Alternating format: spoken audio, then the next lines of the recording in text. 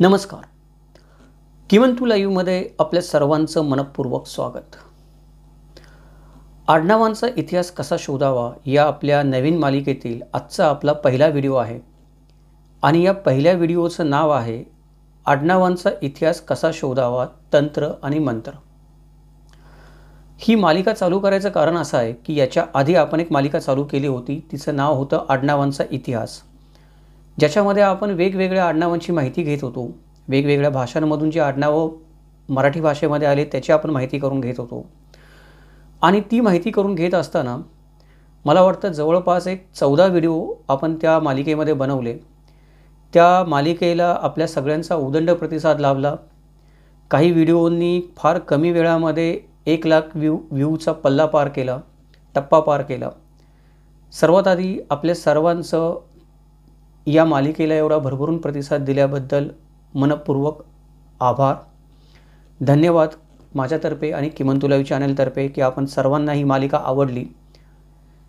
जसा आपण या मालिकेला प्रतिसाद दिला, व्हिडिओला प्रतिसाद दिला, त्याचबरोबर व्ह्यूअरशिप वाढली. म्हणजे व्हिडिओ जे होते ते 1 लाख क्रॉस करून गेले व्ह्यूअरशिपमध्ये.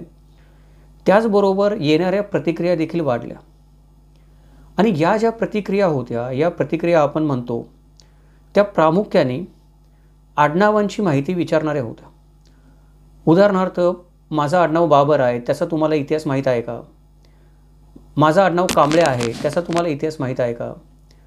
माझं आडनाव गांगुर्डे आहे, मखदूम आहे, किंवा एखादं आडनाव आहे ते फारच अश्लील किंवा आपण म्हणतो की अपमानजनक आहे, त्याचा इतिहास माहीत आहे का? या अशा प्रकारच्या प्रतिक्रिया येत होत्या आणि वारंवार आडनावांची माहिती सांगण्यासाठी विचारणा होत होती. जवळजवळ त्या सर्व प्रतिक्रिया पण मला वाटतं 200-300 प्रतिक्रिया झाल्या असतील की 200-300 आडनावांची माहिती आपण सर्वांनी विचारली. परंतु मला एकट्याला ती माहिती सांगता येणं शक्य नाही. मी हा जो काही अभ्यास करतो आहे तो अभ्यास आहे तो आपण म्हणू शकतो की सब्जेक्टिव्ह आहे. तो एका आडनावापुरता नाही आहे की एकच आडनाव किंवा ऑब्जेक्टिव्ह म्हणतो आपण की एकच आडनाव धरून आपण अभ्यास करत नाही आहोत. तशी 1.5 ते 2 लाख आडनावं आहेत. कोणा एका व्यक्तीला एक आडनावाचा अभ्यास करत 2 लाख आडनावांचा अभ्यास करणं शक्य पण नाही आहे संशोधन करून.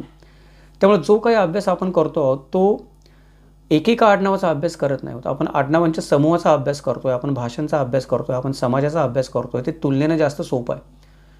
त्यामुळे आपण जेव्हा प्रश्न विचारता की सर पटकन या आडनावाचा इतिहास सांगा, त्यावेळेला तो सांगता येणं शक्य नाही आणि उगाचच काहीतरी शब्दाला शब्द जोडून एखादी गोष्ट चिपकवून सांगून द्यायची समोरच्याला की मी किती हुशार आहे दाखवण्यासाठी, हे मला जमत पण नाही. करू शकतो आपण असं, तुम्ही कोणत्याही आडनावाचा प्रश्न विचारला तर त्याचं काही ना काहीतरी उत्तर जरूर देऊ शकतो मी, आत्तापर्यंत माझा जेवढा अभ्यास झाला आहे तेवढा. पण ते मनाला पटत नाही. ते उत्तर जर परिपूर्ण नसेल तर ते मनाला पटत नाही. त्याच्यामुळे आपण हे सगळ्यांनी लक्षात घेतलं पाहिजे की आडनावाचा इतिहास शोधणं हे प्रचंड वेळखाऊ, कष्टाचं, चिकाटीचं आणि त्याचबरोबर खर्चिक काम आहे. म्हणजे जर तुम्हाला तुमच्या आडनावाचा इतिहास शोधायचा असेल तर कदाचित तो इतिहास शोधत तुम्ही मागे जाल तर तुम्हाला 1 वर्ष, 2 वर्ष, 3 वर्ष पण लागतील. आडनावाचा इतिहास शोधणं म्हणजे मी म्हणतो तसं की गवताच्या गंजीमध्ये सुई शोधण्यासारखं आहे. सापडला तर गवताच्या गंजीत हत्ती पण सापडेल अख्खाच्या अख्खा, नाही सापडला तर सुई पण सापडणार नाही. मग तुमचा वेळ आणि परिश्रम असतात ते वाया जातात. पण वेळ, परिश्रम आणि पैसा या 3 गोष्टी आडनावाच्या शोधासाठी लागतातच लागतात. त्यामुळे एकेका आडनावाचा शोध घ्यायचा म्हणलं आपण आणि ते एका व्यक्तीने ते काम करायचं म्हणलं किंवा एका व्यक्तीने पैसे लावायचे म्हणले, एका व्यक्तीने संशोधन करायचं म्हणलं, तसं होऊ शकत नाही. हे एका व्यक्तीच्या आवाक्यातलं काम नाही आहे, हे संस्थेच्या आवाक्यातलं काम आहे. हे कलेक्टिव्ह आपण सगळ्यांनी मिळून करायचं काम आहे, एका व्यक्तीचं काम नाही आहे. त्याच्यामुळे मला त्याच्यावर पटकन उत्तर देता येत नाही. पण या समस्येचं काही ना काहीतरी समाधान पण केलं पाहिजे. आपण म्हणतो की प्रत्येक प्रॉब्लेमचं काही ना काही सोल्युशन असतं. हे सोल्युशन निघालं पाहिजे. प्रत्येक समस्येचं काही ना काही समाधान झालं पाहिजे. मग काय करावं? मागचा 1 महिना जवळपास आपल्या सर्वांच्या प्रतिक्रिया येत आहेत आणि मी त्याच्यावरच विचार करतो. मी कुठल्या प्रतिक्रियेला उत्तर दिलं नाही की काय करावं. नंतर मला असं जाणवलं की मी एकट्याने एकेका माणसाच्या आडनावाच्या प्रतिक्रियेचं उत्तर देण्याच्या ऐवजी जर समग्र महाराष्ट्रालाच जर कळलं की आडनावांचा इतिहास कसा शोधावा, प्रत्येकाने आपापल्या परीने शास्त्रशुद्ध पद्धतीने शोध घ्यायचा प्रयत्न केला किंवा आडनावांचा इतिहास शोधण्याच्या ज्या 3 पद्धती आहेत त्या 3 पद्धती समजून घेतल्या आणि त्या पद्धतीनुसार थोडा आपण प्रत्येकाने प्रयत्न केला तर एक मोठं व्यापक चित्र हे महाराष्ट्राच्या आपण म्हणू शकतो की वंशवृक्षाचं, एका कुटुंबाच्या वंशवृक्षाचं म्हणत नाही आहे मी, महाराष्ट्राच्या वंशवृक्षाचं, जे महाराष्ट्रामध्ये सर्व 18 पगड जातीचे लोक आहेत त्या महाराष्ट्राच्या वंशवृक्षाचं एक मोठं व्यापक चित्र तयार होऊ शकतं. आपण सगळ्यांनी थोडा थोडा प्रयत्न केला आणि समजून घेतलं की आडनावांचा इतिहास कसा शोधायचा, त्या पद्धती समजून घेतल्या तर ती गोष्ट होऊ शकेल. त्याच अपेक्षेने आपण ही मालिका बनवत आहोत. आपली जी मागची मालिका होती आडनावांचा इतिहास, ती थोडीशी आपण स्थगित करतो आहोत. ही नवीन मालिका आडनावांचा इतिहास कसा शोधावा आपण चालू करतो आहोत. कारण माझी इच्छा आहे की संपूर्ण महाराष्ट्राला, सर्वसामान्य माणसाला, तळागाळातल्या माणसाला, ज्याला त्याच्या आडनावाबद्दल प्रश्न पडला आहे, पूर्वजांबद्दल प्रश्न पडला आहे, त्याचबरोबर स्वतःच्या कुटुंबाचा इतिहास शोधण्यासाठी त्याच्या मनामध्ये काही प्रश्न आहेत, तर त्याला कळावं की हे शोधण्याच्या पद्धती काय आहेत. तो प्रयत्न करेल नाही करेल, त्याला यश येईल नाही येईल, कितपत येईल ती नंतरची गोष्ट आहे, पण कळणं गरजेचं आहे. जसं महात्मा फुलेंनी म्हणले की विद्येविना मती गेली, मतीविना नीती गेली, नीतीविना शूद्र कसले, एवढे सगळे अनर्थ एका अविद्येने केले. तसं आडनावांचा इतिहास कसा शोधायचा तेच माहीत नाही आहे. त्याच्यामुळं ही जी अविद्या आहे की मला माहीतच नाही त्या पद्धती, त्याच्यामुळं माझी मती गेली, मती गेल्यामुळं मी वाटेल ते बोलायला लागलो, वाटेल ते बोलायला लागल्यामुळं माझी नीतिमत्ता संपली, भांडणं व्हायला लागली, समाजामध्ये आपण म्हणतो की मारामाऱ्या व्हायला लागल्या, दंगली व्हायला लागल्या, या सगळ्या गोष्टीमध्ये सर्वसामान्य माणसाचे पैसे खर्च व्हायला लागले, त्यालाच तुरुंगाच्या वाऱ्या कराव्या लागल्या. आपण बघतो हे सगळं कशामुळं होतं आहे की शास्त्रशुद्ध पद्धतीने या विषयाकडे न बघितल्याने होतं. म्हणून ही मती जाऊ नये, नीती जाऊ नये, शूद्र खचू नये, म्हणजे पैसा जाऊ नये सर्वसामान्य माणसाचा, त्याच्यासाठी ज्ञान फार महत्त्वाचं आहे. म्हणून आपल्या सर्वांना विनंती आहे की ही जी मालिका आहे 14 भागांची, ही मालिका आपण सर्वांनी जरूर पाहावी. त्याच्यामधले 14चे 14 व्हिडिओ आपण पाहावेत. त्याच्यामध्ये वेगळ्या वेगळ्या गोष्टी आडनावांचा इतिहास शोधण्यासाठी समजावून सांगण्याचा प्रयत्न केलेला आहे. थोड्या थोड्या प्रमाणामध्ये, मोठ्या प्रमाणामध्ये सांगता येणं शक्य नाही. मोठ्या प्रमाणात सांगायचं म्हटलं तर मग ते संशोधनाचंच काम होईल, सगळ्या गोष्टी घ्यायच्या म्हटलं तर. पण फक्त अंदाज यावा की काम चालतं कसं, तो आपण प्रयत्न या 14 व्हिडिओच्या मालिकेमध्ये करणार आहोत. चला तर मग विषयाला सुरुवात करूयात. नमस्कार, माझं नाव किमंतू ओंबळे सरकार आणि आपण पाहतात किमंतू लाईव्ह यूट्यूब चॅनल. मगाशी मी म्हटलं तसं की आडनावांचा इतिहास शोधण्याच्या 3 पद्धती आहेत. पण त्या 3 पद्धती जाणून घ्यायच्या आधी किंवा त्या पद्धतीने इतिहास शोधण्याच्या आधी 2 प्रश्न आहेत जे आपण आपल्या मनाला विचारले पाहिजेत आणि त्या प्रश्नांची उत्तरं शोधली पाहिजेत. पहिला प्रश्न काय आहे, तर पहिला प्रश्न हा आहे की आपण हा जो आडनावांचा इतिहास आहे, हा आडनावांचा इतिहास आपण का शोधतो आहोत. आणि दुसरा प्रश्न हा आहे की आडनावांच्या इतिहासाच्या संशोधनाबद्दल समाजामध्ये आणि आपल्या मनामध्ये जे गैरसमज आहेत, ते गैरसमज आपल्याला माहीत आहेत का. जर ते माहीत नसतील तर आपण चुकीच्या मार्गाने प्रवास करू आणि आपला वेळ, पैसा आणि श्रम वाया जातील आणि नंतर आपल्याला वाट्याला आपण जे म्हणतो ती निराशा येऊ शकते. त्यामुळे या 2 प्रश्नांची उत्तरं मिळणं आधी गरजेचं आहे. तर या 2 प्रश्नांची उत्तरं देणारे 10 मुद्दे आपण बघूयात. म्हणजे या व्हिडिओमध्ये आपण काय करणार आहोत, कुठलाही प्रश्न असेल तर त्याची उत्तरं देणारे 10 मुद्दे बघणार आहोत. कारण हे एक प्रकारे संशोधनाचंच काम आहे. हा व्हिडिओ म्हणजे पण एक प्रकारे संशोधनाचंच काम आहे आपल्याला शिकवण्याचं. त्याच्यामुळे 10 मुद्दे आपल्याला बघायला काही हरकत नाही. पहिला प्रश्न आपण घेऊया, आपण आडनावांचा इतिहास का शोधत आहोत. आपल्याला हे आपल्या मनाशी नक्की माहीत असलं पाहिजे. म्हणजे जेव्हा तुम्ही तुमच्या आडनावाचा इतिहास शोधायचा प्रयत्न कराल किंवा शोधायला सुरुवात कराल किंवा तसा काही विचार कराल, त्यावेळेला तुम्हाला तुमच्या मनाशी हे ठामपणे माहीत असलं पाहिजे की तुम्ही तुमच्या आडनावाचा इतिहास का शोधत आहात. जर तुम्हाला माहीतच नसेल तुम्ही आडनावाचा इतिहास का शोधत आहात आणि उगाचच इकडे तिकडे हातपाय मारतात, तर त्याने मी मागाशी म्हटली तीच परिस्थिती आहे. परत वेळ, पैसा आणि श्रम वाया आहेत. आपले पण वाया आहेत, दुसऱ्यांचे पण वाया आहेत. त्याच्यामुळे पहिल्यांदा या प्रश्नाचं उत्तर आपण शोधलं पाहिजे. तर आपण एक 10 मुद्दे बघूयात की लोक आडनावांचा इतिहास का शोधतात. पहिला मुद्दा असा आहे की आपल्याला वाटतं की आपलं आडनाव आहे फार प्रतिष्ठित आहे. माझं आडनाव फार प्रतिष्ठित आहे. मला वाटतं की माझं प्रतिष्ठित आडनाव आहे तर ते आडनाव मी लोकांना सांगितलं पाहिजे, माझी प्रतिष्ठा वाढली पाहिजे. म्हणून ती प्रतिष्ठा वाढवण्यासाठी, आधीच माझं आडनाव प्रतिष्ठित आहे तर अजून त्याच्यामध्ये थोडी प्रतिष्ठेची भर घालण्यासाठी मी आडनावाचा इतिहास शोधत असतो. आपले बरेच मित्र या कारणासाठी शोधत असतात. दुसरा मुद्दा आहे तो म्हणजे आपल्याला आपलं आडनाव आहे ते बदनामकारक वाटत असतं. म्हणजे मला असं वाटतं की या आडनावाने माझी बदनामी होते. कुठेही मी जातो आणि माझं आडनाव सांगतो त्यावेळेला लोक माझ्याकडे चुकीच्या नजरेने बघतात किंवा हीन नजरेने बघतात किंवा माझी किंमत कमी होते, बदनामी होते माझी. त्याचं कारण काय असेल. म्हणून लोक काय करत असतात की आडनाव बदलायचा प्रयत्न करत असतात किंवा आडनावाचा इतिहास शोधण्याचा प्रयत्न करत असतात. तिसरं कारण आहे की आपल्याला आपल्या आडनावाचा अर्थच कळत नसतो. हे आडनाव लावलं आहे मी खरं, पण एक काहीतरी आगम्य आडनाव आहे, याचा अर्थ काय आहे, आलं कुठून, हे कुठल्या भाषेतलं आहे आणि कोणी लावलं मला हे आडनाव हे मला माहीतच नसतं, म्हणून मी आडनाव शोधत असतो. चौथं कारण म्हणजे आपल्याला हे आपलं आडनाव आहे ते पडलं कधी आणि कसं पडलं हे शोधायचं असतं. बऱ्याचदा काय असतं की एखाद्या व्यक्तीच्या आडनावाबद्दल काही तक्रार नसते, पण त्या व्यक्तीला हे कळतच नाही की हे आडनाव मला लागलं कधी आणि का म्हणून लागलं आणि कसं लागलं, त्याचं कारण काय झालं, ते शोधण्यासाठी आपले काही मित्र आडनावाचा इतिहास शोधत असतात. पाचवं कारण असं आहे ते म्हणजे की काही काही मित्रांना आपल्या असं वाटत असतं की सध्याचं जे माझं आडनाव आहे ते काही खरं नाही आहे, आधी माझं काहीतरी वेगळंच आडनाव होतं आणि आता हे काहीतरी वेगळंच आडनाव आहे. मग कुठलं आडनाव आहे, माझं खरं आडनाव काय आहे, हे नवीन आडनाव कुठून लागलेलं आहे मला, हे माझं खरं आडनाव नाही आहे असं एखाद्या माणसाला मनोमन वाटत असतं. म्हणून आपले काही मित्र असतात ते त्यांचं खरं आडनाव शोधण्यासाठी आडनावाचा इतिहास शोधत असतात.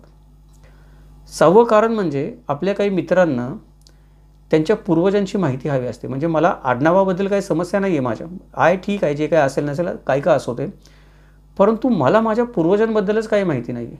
माझे पूर्वज कोण होते, कुठं होते, कसे होते, काय करत होते, कुठून आले, अचानक मी कुठून टपकलो या पृथ्वीवर किंवा अचानक मी या गावामध्ये कुठून आलो. बऱ्याच आपल्या मित्रांना प्रश्न पडत असतो. एखाद्या गावामध्ये ते राहत असतात, गावामध्ये त्यांचं एकटेच घर असतं, मागचा पुढचा काही मागमूस लागत नाही, नातेवाईकांचा काही मागमूस लागत नाही, 2 पिढ्यापेक्षा जास्त मागचं काही कळत नाही, जमीन वगैरे काही नसते. आडनाव आलं कुठून माझं हेच मला कळत नाही, माझे पूर्वज कोण होते हेच मला कळत नाही. मी काय करत असतो, माझ्या पूर्वजांचा शोध घेत असतो. आडनाव निमित्त असतं, आडनावाचा इतिहास शोधण्याच्या निमित्ताने मी माझ्या पूर्वजांचा शोध घेत असतो. त्यानंतर काही आपले मित्र असतात, मागाशी मी म्हटलं तसं की ते एखाद्या गावामध्ये राहत असतात, परंतु त्या गावामध्ये त्यांचं एकमेव घर असतं.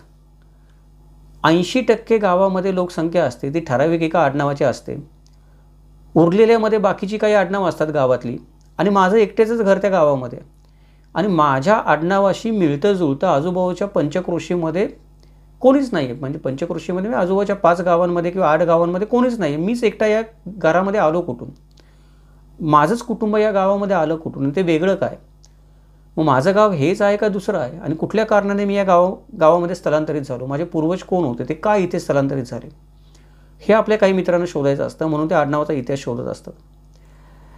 8वं जे आहे ते 8वं कारण असं आहे की मागाशी मी म्हणलो तसं की आडनावाबद्दल समस्या नाही, मी जे गावात राहतो त्याच्याबद्दल समस्या नाही, मला माझ्या पूर्वजांबद्दल पण काही समस्या नाही, जे कोणी असतील ते असोत, पण ज्या समाजामध्ये मी राहतो त्या समाजामध्ये मी आलो कुठून, ह्याच नेमका मी जो आहे तो मी या 18 पगड जातीमध्ये आणि भटक्या विमुक्त जातींमध्ये मी नेमका याच समाजाचा आहे का दुसऱ्या कोणत्या समाजाचा आहे, हा प्रश्न पण काही लोकांना पडलेला असतो. त्यांना असं वाटत असतं की ज्या समाजाचा आडनाव मी लावलं आहे किंवा जो समाज मला चिकटलेला आहे मी त्या समाजाची व्यक्ती नाहीच आहे, मी दुसऱ्या कुठल्या तरी समाजातली व्यक्ती आहे.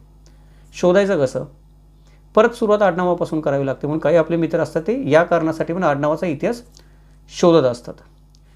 9वं कारण असं आहे की काही काही मित्रांना त्यांची स्वतःची जात बदलायची असते, कारण काही असो.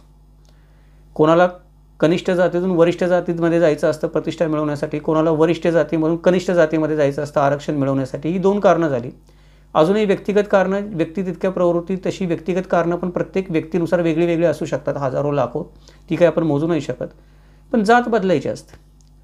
जात बदलण्यासाठी मी जरी जात बदलली कागदोपत्री माझी, तरी आपल्या समाजामध्ये आडनावं ही जातसूचक असतात. बऱ्याचदा 80% आडनावं आपल्या समाजामध्ये जातसूचक असतात. त्यामुळे मी जात जरी बदलली आणि आडनाव तेच ठेवलं, समस्या निर्माण होते. म्हणून मला जात बदलायची असते, म्हणून मला आडनाव बदलायचं असतं. त्याच्यासाठी मी काय करतो की माझ्या आडनावाचा शोध घेतो की आडनाव आहे कुठलं, या जातीतलं आहे, कुठलं आहे, कसं आहे. दुसऱ्या जातीमध्ये जिथे मी जायचं म्हणतोय त्या जातीतलं आडनाव मला तिथे गेल्यानंतर त्या जातीची प्रतिष्ठा किंवा आरक्षण देईल काय, ते मी शोधायचा प्रयत्न करत असतो. त्याच्यानंतर आपले काही काही मित्र असतात त्यांना जात बदलायची नसते, त्यांना त्यांची जात सिद्ध करायची असते. म्हणजे मी याच एका अमुक जातीचा आहे, मी मराठा जातीचा आहे, मी कुणबी जातीचा आहे, मी CKP आहे, मला सिद्ध करायचं मी आहे असा म्हणून. ते सिद्ध करण्यासाठी आडनावांची मदत घ्यावी लागते. पहिली गोष्ट शोध परत होतो आडनावापासून चालू. जात सिद्ध करण्यासाठी तुमचं आडनाव कुठलं, गाव कुठलं, पडलं कुठे, राहिले कुठे, काय केलं तुम्ही, बऱ्याचदा निवडणुकीच्या निकाला आपण म्हणतो की उमेदवारी आपण जाहीर करतो निवडणुकीसाठी. निवडणूक कुठली असो, ती ग्रामपंचायतीची असो नाहीतर राष्ट्रपती पदाची असो, तिथे तुम्हाला तुमची जात लिहावी लागते आणि ती जर तुम्ही चुकीची लिहिली तर तुमचा अर्ज खारिज होऊ शकतो किंवा तुम्ही निवडून आला तरी तुमचं पद रद्द होऊ शकतं. आपण म्हणतो की जाती व्यवस्था नष्ट केली पाहिजे, पण आपणच जात कंपल्सरी केलेली आहे. ग्रामपंचायतीपासून ते राष्ट्रपती पदाच्या निवडणुकीपर्यंत जात लिहिणं आपण कंपल्सरी केले. जात कशी नष्ट होणार मला कळत नाही. तर इथे पण काय होतं की काही मित्रांच्या जाती, काही मित्रांनी त्यांची परंपरागत आई वडिलांनी सांगितलेली जात लावलेली असते, त्यांना मागचं काही माहीत नसतं. कोणीतरी येतं, एखादा रेकॉर्ड काढतं, अरे हा या जातीचा नाहीच आहे, दुसऱ्या जातीचा आहे, त्याचं पद धोक्यामध्ये येतं. मग ती जात सिद्ध करणं गरजेचं असतं. त्याच्यासाठी पण काही मित्रांना आपल्याला आडनावाचा इतिहास शोधत असतात की आलो कुठून, मी, माझी जात कोणती आहे. 10वं आणि शेवटचं कारण म्हणजे मला वाटतं माझं आडनाव मला बदलायचं. मला त्या जातीशी काही पडलं नाही, समाजाशी काही पडलं नाही, गावाशी काही पडलं नाही, पूर्वजांशी काही पडलं नाही. मला माझं आडनाव आवडत नाही किंवा माझ्या बायकोला माझं आडनाव आवडत नाही. माझ्या बायकोला वाटतं की हे आडनाव लावल्यामुळं तिची अप्रतिष्ठा झाली, समाजामध्ये ती तोंड नाही दाखवू शकत, त्यामुळे मला माझं आडनाव बदलायचं. हे माझं व्यक्तिगत कारण आहे. माझ्या आजूबाजूला बरेच मित्र आहेत माझे किंवा माझ्या समाजामध्ये गावामध्ये राहणारे मित्र आहेत, त्यांनी त्यांची आडनाव याच कारणाने बदलून घेतलीत. आम्हाला काही समस्या नाही, आम्हाला बदलायचं बस, बाकी काही कारण नाही. कारण त्यांना त्यांच्या आडनावाचा मागचा कुठलाही पुरावा ठेवायचा नसतो किंवा या आडनावाचे आम्ही नाहीच आहोत. मग हे लोक काय करतात, हे लोक आडनाव बदलताना शक्यतो 90% लोक देशमुख हे आडनाव लावतात. तुम्ही स्टॅटिस्टिक्स पहा, चेक करून बघा की आडनाव बदलणाऱ्या लोकांमधले देशमुख, देसाई, पाटील, त्यानंतर चौधरी ही अशी पदांची नावं लावणारे लोक जास्त आहेत, जे त्यांचं मूळचं आडनाव बदलताना ही आडनावं घेतात. कारण ही आडनावं प्रतिष्ठेची आडनावं आहेत आणि सर्वसामान्यपणे ही पदं असल्यामुळं कुठल्याही समाजामध्ये ते पद असू शकतं. त्यामुळे कोणी त्याच्यावर काही ऑब्जेक्शन घेत नाही. तुम्ही आडनाव बदलून हे पद आडनाव म्हणून धारण केलं तर. पदं तशी पण नामदारीच राहिलेत स्वातंत्र्य मिळाल्यानंतर. आता कोणी देशमुख आडनाव लावला असेल तरी त्याच्याकडे काही वतनदारी व्यवस्थेचे अधिकार नाही राहिलेले, त्यामुळे कोणी स्वतःला देशमुख म्हणून घेऊ शकतो.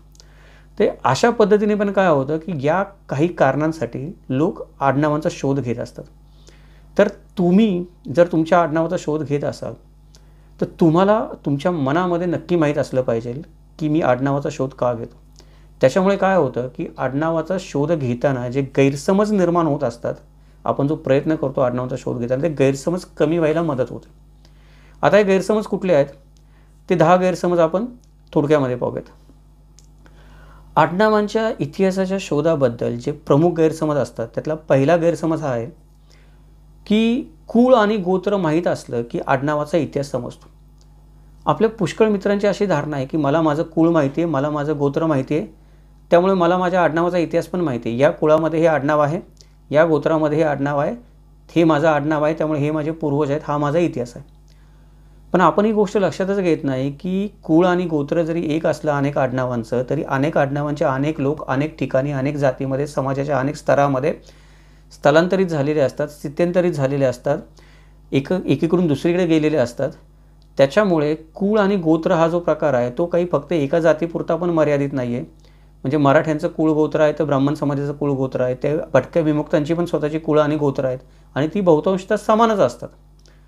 मग आता ही कुळं आणि गोत्र समानच आहेत. उदाहरण द्यायचं म्हटलं तर भारद्वाज हे जे गोत्र आहे ते भारद्वाज हे गोत्र ब्राह्मण समाजापासून ते भटक्या विमुक्त जातींपर्यंत सगळीकडे आढळून येतं. मग आता सगळे लोक एकाच भारद्वाज मुनींचे वंशज कसे काय झाले? त्याच्यामुळं तुमचं कुळ आणि गोत्र तुम्हाला माहीत असेल तर तुम्हाला आडनावाचा इतिहास माहीत होईलच असं नाही. या गैरसमजामधून आपण बाहेर आलं पाहिजे. कुळ आणि गोत्र याच्याबरोबर अजून जवळपास 29 ते 30 दुसऱ्या काही गोष्टी आहेत ज्या चेक कराव्या लागतात. त्या आपण पुढच्या व्हिडिओमध्ये बघणार आहोत. त्या कोणत्या गोष्टी आहेत चेक कराव्या लागतात त्या चेक झाल्यानंतर त्या तुम्ही व्यवस्थित तपासून पाहिल्यानंतर जर सगळं काही जुळलं तर मग तुम्ही म्हणू शकता ठीक आहे, कुळ आणि गोत्रावरून काय होतं मला माझं आडनाव आता मी थोडंफार सांगू शकतो. पण हा गैरसमज आहे की मला माझं कुळ आणि गोत्र माहीत आहे, 2 गोष्टी बस झाल्या, मला माझं आडनाव माहीत आहे, नाही आहे, गैरसमज आहे. दुसरा मुद्दा असा आहे की बऱ्याच लोकांना असं वाटतं की भाट आणि हेळवीकडे नोंद सापडली की मला माझ्या आडनावाचा इतिहास समजतो. तर भाट आणि हेळवी समाजाबद्दल आपण एक पुढे व्हिडिओ बनवतो, या मालिकेमध्ये पण आहे आणि नंतर पण बनवणार आहोत. भाट आणि हेळवी समाजाबद्दल काही त्यांना दोष देण्याचं काही कारण नाही आहे. त्यांचा व्यवसाय आहे, पिढीजात आहे तो, नावांची नोंदणी करणं. पण त्यांनी जी नावांची नोंदणी केलेली आहे ती नावांची नोंदणी योग्य आहे का नाही हे क्रॉस चेक करण्याच्या काही पद्धती आहेत. जोपर्यंत आपण ते क्रॉस चेक करत नाही तोपर्यंत ती नोंद आपल्याला गौण मानता येत नाही किंवा ती सत्य मानता येत नाही. मागे एका मित्रांनी आपल्या व्हिडिओवर एका प्रतिक्रिया दिली आहे की भाट आणि हेळवींकडे जी नोंद असते तिला आता हायकोर्टाने मान्यता दिलेली आहे. चांगली गोष्ट आहे, हायकोर्टाने मान्यता दिलेली आहे. अविश्वास दाखवण्याचं काही कारण नाही आहे. पण विषय अविश्वास दाखवण्याचा नाही आहे, विषय आपण स्वतःची फसवणूक करतो आहोत का हा आहे. म्हणजे एखाद्या भाट आणि हेळवीकडे मला माझं आडनाव सापडलं, माझ्या पूर्वजांची यादी सापडली आणि ती कुठल्या तरी प्रतिष्ठित कुळाशी जुळली तर मी लगेच खुश होतो, मी लगेच ते लावायला लागतो. पण मी माझी स्वतःची फसवणूक करतो आहे का हे मी चेक केलं पाहिजे, तपासलं पाहिजे. तर भाट आणि हेळवी यांच्याकडे जे आडनाव सापडतात ती क्रॉस चेक करण्याच्या पण काही पद्धती आहेत, त्या आपण पुढच्या व्हिडिओमध्ये पाहूयात. जोपर्यंत ते क्रॉस चेक होत नाही आणि त्या सगळ्या गोष्टी जुळत नाहीत तोपर्यंत आपण म्हणू नाही शकत की हे आडनाव त्या यादीमध्ये नोंदवलेले असेलच किंवा ते पूर्वज माझ्या असतीलच.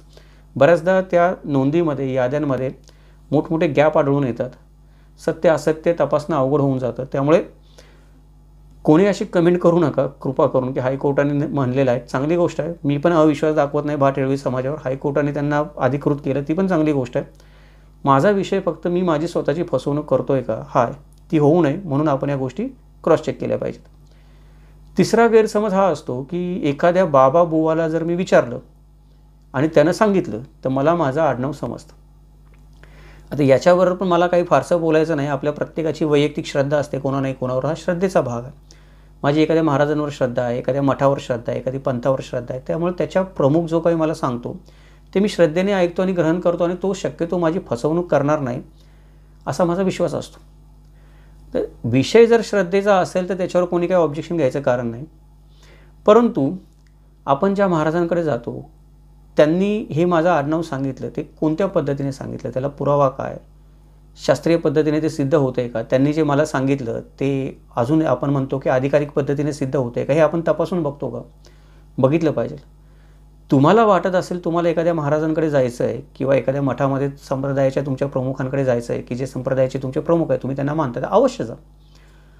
पण तिथे विषय असा होतो की तुम्ही जेव्हा त्यांच्याकडे जाता तेव्हा त्यांचा शब्द अंतिम असतो, तुम्ही त्याला ऑब्जेक्शन नाही घेऊ शकत. महाराज म्हणले विषय संपला, असा आहे, तुम्ही महाराजांना शिकवायला नाही जाऊ शकत. ठीक आहे, शिकवायला जाण्याची पण काही गरज नाही, आपणच त्यांच्या दारामध्ये स्वतःहून गेलो होतो, आपण त्यांना कशाला शिकवायला जावं. पण जे काही ते सांगतायत आपल्याला ते आपण आपल्या घरी येऊन तपासून तर बघू शकतो. ते तपासून न बघता आमच्या महाराजांनी सांगितलं हे खरं आहे हा पण एक गैरसमज आहे. आपण आपली स्वतःचीच परत एकदा फसवणूक करून घेतो आहोत, याच्यापासून पण आपण थोडं सावध राहिलं पाहिजे. लक्षात घ्या, ते महाराज किंवा बाबा बुवा तुमची फसवणूक करत नाही आहेत, तुम्ही स्वतःच तुमची फसवणूक करताय. कारण त्यांनी जे सांगितलं ते तुम्ही तपासलं नाही, तुम्ही तुमची फसवणूक करताय, त्यांचा काही दोष नाही त्याच्यामध्ये. चौथा गैरसमज हा आहे की आपल्या आईवडिलांनी किंवा आजोबांनी आपल्याला सांगितलं की आपल्याला आडनावाचा इतिहास समजतो असं बऱ्याच लोकांना वाटतं. खरी गोष्ट आहे, आपल्या आईवडिलांना किंवा आजोबांना आडनावाबद्दल बरीच माहिती असते, आख्यायिका दंतकथा त्यांना माहीत असतात जुन्या काळामधल्या. त्यामुळे आपल्याला माहीत नसतात त्या गोष्टी त्यांना माहीत असतात, त्यांनी मागच्या पिढीपासून ऐकलेल्या असतात, त्यातून आपल्याला काही मदत होऊ शकते. परंतु ते जे काही सांगतायत ते सांगतायत त्याच्यामध्ये सत्यता किती हे मी तपासलं पाहिजे ना. आता आडनावांच्या इतिहासाचा थोडा मी अभ्यास करत असतो, आपले बरेच मित्र असतात त्यांची कागदपत्रं पण माझ्याकडे पाठवत असतात, सर ही आमची कागदपत्रे जरा तपासून सांगा की आडनावांचा इतिहास काय, आमचं काय झालं. तर कागदपत्र तपासता असं आढळतं बऱ्याचदा. उदाहरण म्हणून घेऊयात आपण कुठल्या जातीला कमी किंवा जास्त लेखत नाही आहोत, उदाहरण म्हणून पुष्कळदा असं आढळून येतं की आजोबांचं आडनाव पंजोबांचं काही आडनावच नाही किंवा पंजोबांची काही जातच नाही लावलेली कागदपत्रामध्ये, जो व्यवहार झाला आहे जमिनीचा किंवा दुसऱ्या एखाद्या ठिकाणी. पंजोबांची काही जातीचा रेफरन्स नाही आहे, समाजाचा रेफरन्स नाही आहे. आजोबांची जात कुणबी आहे, वडिलांची जात मराठा आहे. आणि आता मला प्रश्न पडलेला आहे, मी मराठा आहे, कुणबी आहे का अजून दुसरा कुठला आहे. विषय समजून घेण्याचं कारण हे आहे की आपल्या आईवडिलांनी आपल्याला काय सांगितलं, आजोबांनी काय सांगितलं, त्यांनी कुठली जात लावली, समाज लावला, कुठला धर्म लावला, कुठला आडनाव लावला. आडनावं पण बदललेली आपल्याला आढळतात. म्हणजे पंजोबांचं आडनावच लावलेलं नाही कागदपत्रामध्ये, पंजोबांचं फक्त नाव आणि वडिलांचं नाव लिहिलं आहे. आजोबांचं आडनाव लावलेलं आहे पण ते काहीतरी वेगळंच आहे. ते आत्ता मी जे आडनाव लावतोय ते नाही, ते आजोबांचं काहीतरी वेगळंच आडनाव लावलेलं आहे. शब्दामध्ये काहीतरी फरक आहे, थोडासा मिळतं जुळतं आहे पण शब्दामध्ये फरक आहे. रचं ळ झालं आहे किंवा तचं ट झालं आहे असं काहीतरी झालं, पण ते त्याच्यामुळे आडनाव वेगळं वाटतं. असं आजोबांच्या आणि वडिलांच्या आडनावामध्ये फरक जाणवतो. आणि आता मी जे आडनाव लावतोय ते मला कळत नाही आहे की मी याच गावातला आहे, बाहेरचा आहे, याच जातीतला आहे, कुठला आहे. त्यामुळे आई वडील किंवा आजोबांनी जरी सांगितलं आपल्याला तरी त्याच्यावर विश्वास किती ठेवावा आणि कोणती गोष्ट खरी मानावी हे तपासून घेणं गरजेचं आहे. त्यामुळे हा एक गैरसमज तुमच्या मनामध्ये असेल की माझे आई मला खरंच सांगते, माझे वडील खरं सांगतात, आजोबा खरंच सांगतात. ते खरंच बोलत असतात, खोटं बोलायचं त्यांना काही कारण नाही, पण ते अज्ञानापायी बोलत असतात. त्यांना ते अज्ञान आहे तेच सत्य वाटत असतं, म्हणून ते तुम्हाला पुढे सांगत असतात आत्मविश्वासाने की हे खरं आहे. पण त्यांना माहीत नसतं की अरे काहीतरी गडबड आहे मागे. त्यामुळे ते जे काही सांगतात ते पण तपासून घेणं गरजेचं आहे. ते सांगतात ते खरं, हेच माझं आडनाव खरं, या गैरसमजातून आपण बाहेर आलं पाहिजे. पाचवा जो गैरसमज आहे तो पाचवा गैरसमज असा आहे की आपल्या आडनावाच्या अर्थावरून आपल्याला आडनावाचा इतिहास समजतो. म्हणजे एखादा शब्द आहे, एखादा आडनाव आहे ठराविक, त्या आडनावाचा काहीतरी अर्थ निघतो. म्हणजे एखाद्याचं आडनाव समजा वाघमारे आहे, तर लगेच मी अर्थ काढतो की माझ्या पूर्वजांनी काहीतरी वाघ मारलेला होता, त्याच्यामुळे त्यांचं आडनाव वाघमारे पडलं. कोणीतरी तित्तीर नावाचा एक पक्षी मारला, कोणीतरी उंदीर मारला, कोणीतरी अस्वल मारलं, कोणीतरी डुक्कर मारलं, कोणीतरी एखादं ढोर मारलं. म्हणजे आडनावावरून आपण काय करतो, उदाहरणादाखल घेतो आपण, आडनावाचा जो अर्थ निघतो तोच आपण आडनावाचा इतिहास समजण्याची चूक करतो. तसं होत नाही. बऱ्याचदा हे आडनाव कधीतरी मध्येच पडलेलं असतं, मध्येच आलेलं असतं, मागे नसतं ते. आणि ते आलेलं असतं तर त्याचा अर्थ पण इतिहासातल्या त्या घटनांशी जुळत नाही काही कारणाने. सगळ्यांचा जुळेल असं नाही, काही लोकांचा जुळेल पण काही लोकांचा जुळणार नाही. तर ते तपासणं गरजेचं आहे. आपण या गैरसमजामध्ये नाही राहिलं पाहिजे की आडनावाचा जो अर्थ आहे तोच माझ्या आडनावाचा इतिहास आहे. सहावा मुद्दा असा आहे की आपल्या जाती धर्मावरून आडनावांचा इतिहास समजतो. मगाशी मी म्हटलं तसं की आपल्या भारत देशामध्ये किंवा महाराष्ट्रामध्ये तरी किमान आडनावं ही कमालीची जातीसूचक आहेत. म्हणजे अमुक एक माणसाचं आडनाव तुमच्या डोळ्यासमोर आलं की तो अमुक एक जातीचा असणार असं मनामध्ये ठाम खात्री होते, किंवा माणूस आडाका तरी बांधू शकतो की हा या जातीचा असणार. असं होतं 80% वेळा, पण प्रत्येक वेळेला होईलच असं नाही. त्याचं कारण असं आहे की कितीतरी आडनावं अशी आहेत की जवळजवळ हजारोनी असतील. मी आत्तापर्यंत आडनावाचं जे माझ्याकडे मी अभ्यास केला, मला वाटतं मागच्या महिन्यामध्ये मी एक 10,000 आडनावांचा अभ्यास केला. 10,000 अशासाठी म्हणतो आहे की ती आडनावं जेव्हा मी गोळा केली त्यावेळेला माझ्याकडे आडनावं झाली 16,000. ती 16,000 आडनावं वेगवेगळ्या जातींमधली होती. आता मला युनिक आडनावं पाहिजेत, कारण जाधव नावाचं आडनाव आहे आपण धरूयात, ते महार समाजामध्ये पण आहे, मराठा समाजामध्ये पण आहे, भटक्या विमुक्त जातीमध्ये पण आहे, काही ठिकाणी ब्राह्मण समाजामध्ये पण आहे. तर आता हे जाधव 4 वेळा झालं. मला युनिक पाहिजे, मला डुप्लिकेट एंट्री काढून टाकायची माझ्या यादीमधून, म्हणून मी ती डुप्लिकेट एंट्री काढून टाकली. तर 16,000वरून तो आडनावांचा काउंट किती आला, 4,000वर आला. म्हणजे मागच्या महिन्यात मी जो अभ्यास केला त्याच्यावर, त्याच्या आधी पण अभ्यास केला, बाकीचा पण अभ्यास केला, आडनावांची यादी मोठी आहे, उदाहरणादाखल सांगितलं. मग याच्यावरून मला कळलं की ही 4,000 आडनावं जी गायब झाली, 4 आडनावं गायब झाली त्याचं कारण की ही एकच आडनाव 4 वेगळ्या वेगळ्या जातींमध्ये होतं किंवा 10 वेगळ्या वेगळ्या जातींमध्ये होतं. कॉम्प्युटरने काय केलं, डुप्लिकेट एंट्री काढून टाकताना ती बाकीच्या एंट्री उडवल्या, एकच एंट्री ठेवली त्या आडनावाची. त्याच्यामुळे एकच आडनाव हे अनेक जातींमध्ये असू शकतं. तर मी त्या आडनावावरून किंवा जाती धर्मावरून की ही जात मला माहिती, हा धर्म मला माहिती, याचे आडनाव सूचक आहे असं नाही होऊ शकत.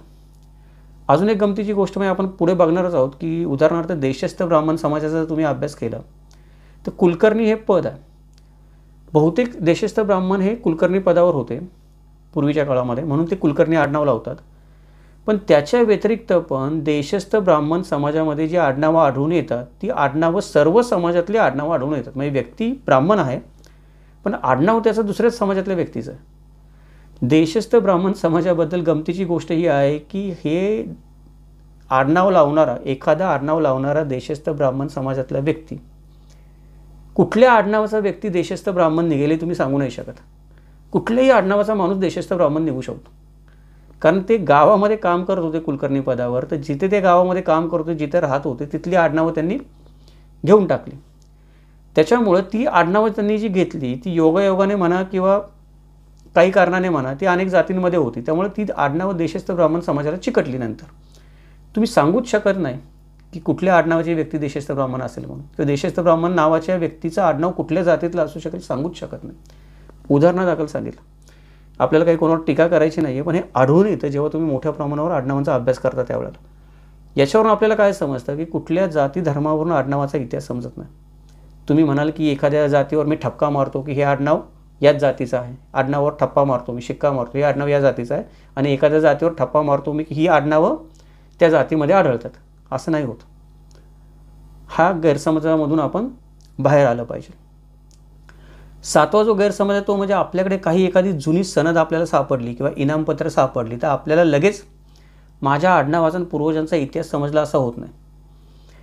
आपल्या समाजामध्ये माझ्याकडे एखादी सनद असेल, कुठं मला वतन मिळालेलं असेल, इनाम मिळालेलं असेल, जहागीर मिळालेली असेल, किंवा काहीतरी मला एखाद्या राजाने देणगी चालू केली असेल कुठल्या तरी देवस्थानाला किंवा माझ्या काहीतरी कामासाठी, ती माझ्याकडे एखादा कागद असेल वृत्तीचा, तर लगेच मी म्हणतो बघा हे माझं आडनाव आहे, हा माझा इतिहास आहे, त्या इनामामध्ये सनदीमध्ये माझं नाव आहे. पण बऱ्याचदा आपल्या असं लक्षात येत नाही की एखाद्या व्यक्तीला इनाम दिलेलं असतं, तो या गावामध्ये राहतो, त्याला इनाम दिलेलं असतं त्या गावाचं, किंवा व्यक्ती राहते इकडे महाराष्ट्रामध्ये, तिला इनाम मिळालेलं असतं कर्नाटकमध्ये. तर याचा अर्थ की त्या इनामामध्ये तुमचं नाव आलं, याचा अर्थ की तुम्ही त्याच आडनावाचे आहात किंवा त्याच गावातल्या आहात असं नाही. बऱ्याचदा काय होतं की इनाम मिळताना त्याच्याबरोबर आडनाव पण बदलतं. कधी कधी पदवी मिळते एखाद्या व्यक्तीला, कधी कधी एखाद्या व्यक्तीचं कौतुक करावं म्हणून राजा तिला खास किताब देतो, तो किताबच नंतर त्या व्यक्तीचं आडनाव होऊन जातो. मग त्या व्यक्तीचं गाव पण बदललं आणि आडनाव पण बदललं. इनामामध्ये लिहिलेल्या त्या गोष्टी गाव आणि आडनाव हे नंतरच्या आहेत, आधीच्या नाही आहेत. त्यामुळे पण पुष्कळ लोकांना प्रश्न पडतो की आता काय करावं म्हणून. उदाहरणार्थ हंबीरराव मोहितेंचं घराणं आहे, तळबीडचं घराणं आहे, तर ते तळबीडची पाटीलकी होती त्यांच्याकडे, ते बाहेरून येऊन तिथं स्थायिक झाले. अशा बऱ्याच लोकांना पाटीलकी मिळाली, मी या गावातला माणूस आहे आणि मी त्या गावामध्ये पाटीलकी मिळाली म्हणून जाऊन स्थायिक झालो. त्याच्यामुळं सनद आणि इनामपत्र जरी तुम्हाला सापडली तरी त्याच्यावरून हे तुमचं आडनाव आणि गाव सिद्ध नाही होत, शोधावं लागतं, तपासून घ्यावं लागतं. त्या गैरसमजामधून पण आपण बाहेर आलं पाहिजे.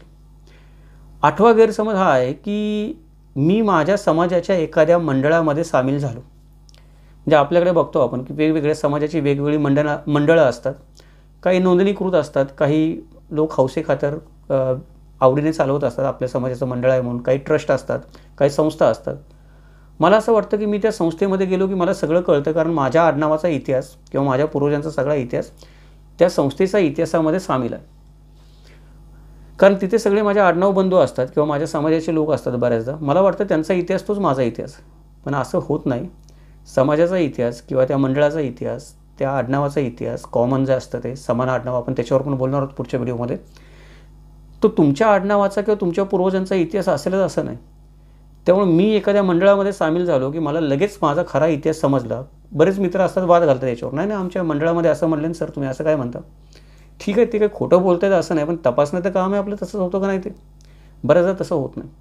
या गैरसमजापासून पण आपण बाहेर आलं पाहिजे. 9वा एक गैरसमज तो असा आहे की जमिनीचे व्यवहार जे असतात ते 4 पिढ्या मागपर्यंत सापडले मला, किंवा जमिनीचे फेरफार असतात ते 4 पिढ्या मागपर्यंत सापडले की मला वाटतं की हां, मला माझ्या पूर्वजांचा इतिहास समजला, मला माझ्या आडनावाचा इतिहास समजला. गंमत अशी आहे की जमिनीचे व्यवहार आणि फेरफार जरी तुम्हाला 4 पिढ्या मागचे समजले तर 4 पिढ्या मागे जाऊन जाऊन तुम्ही किती जाल.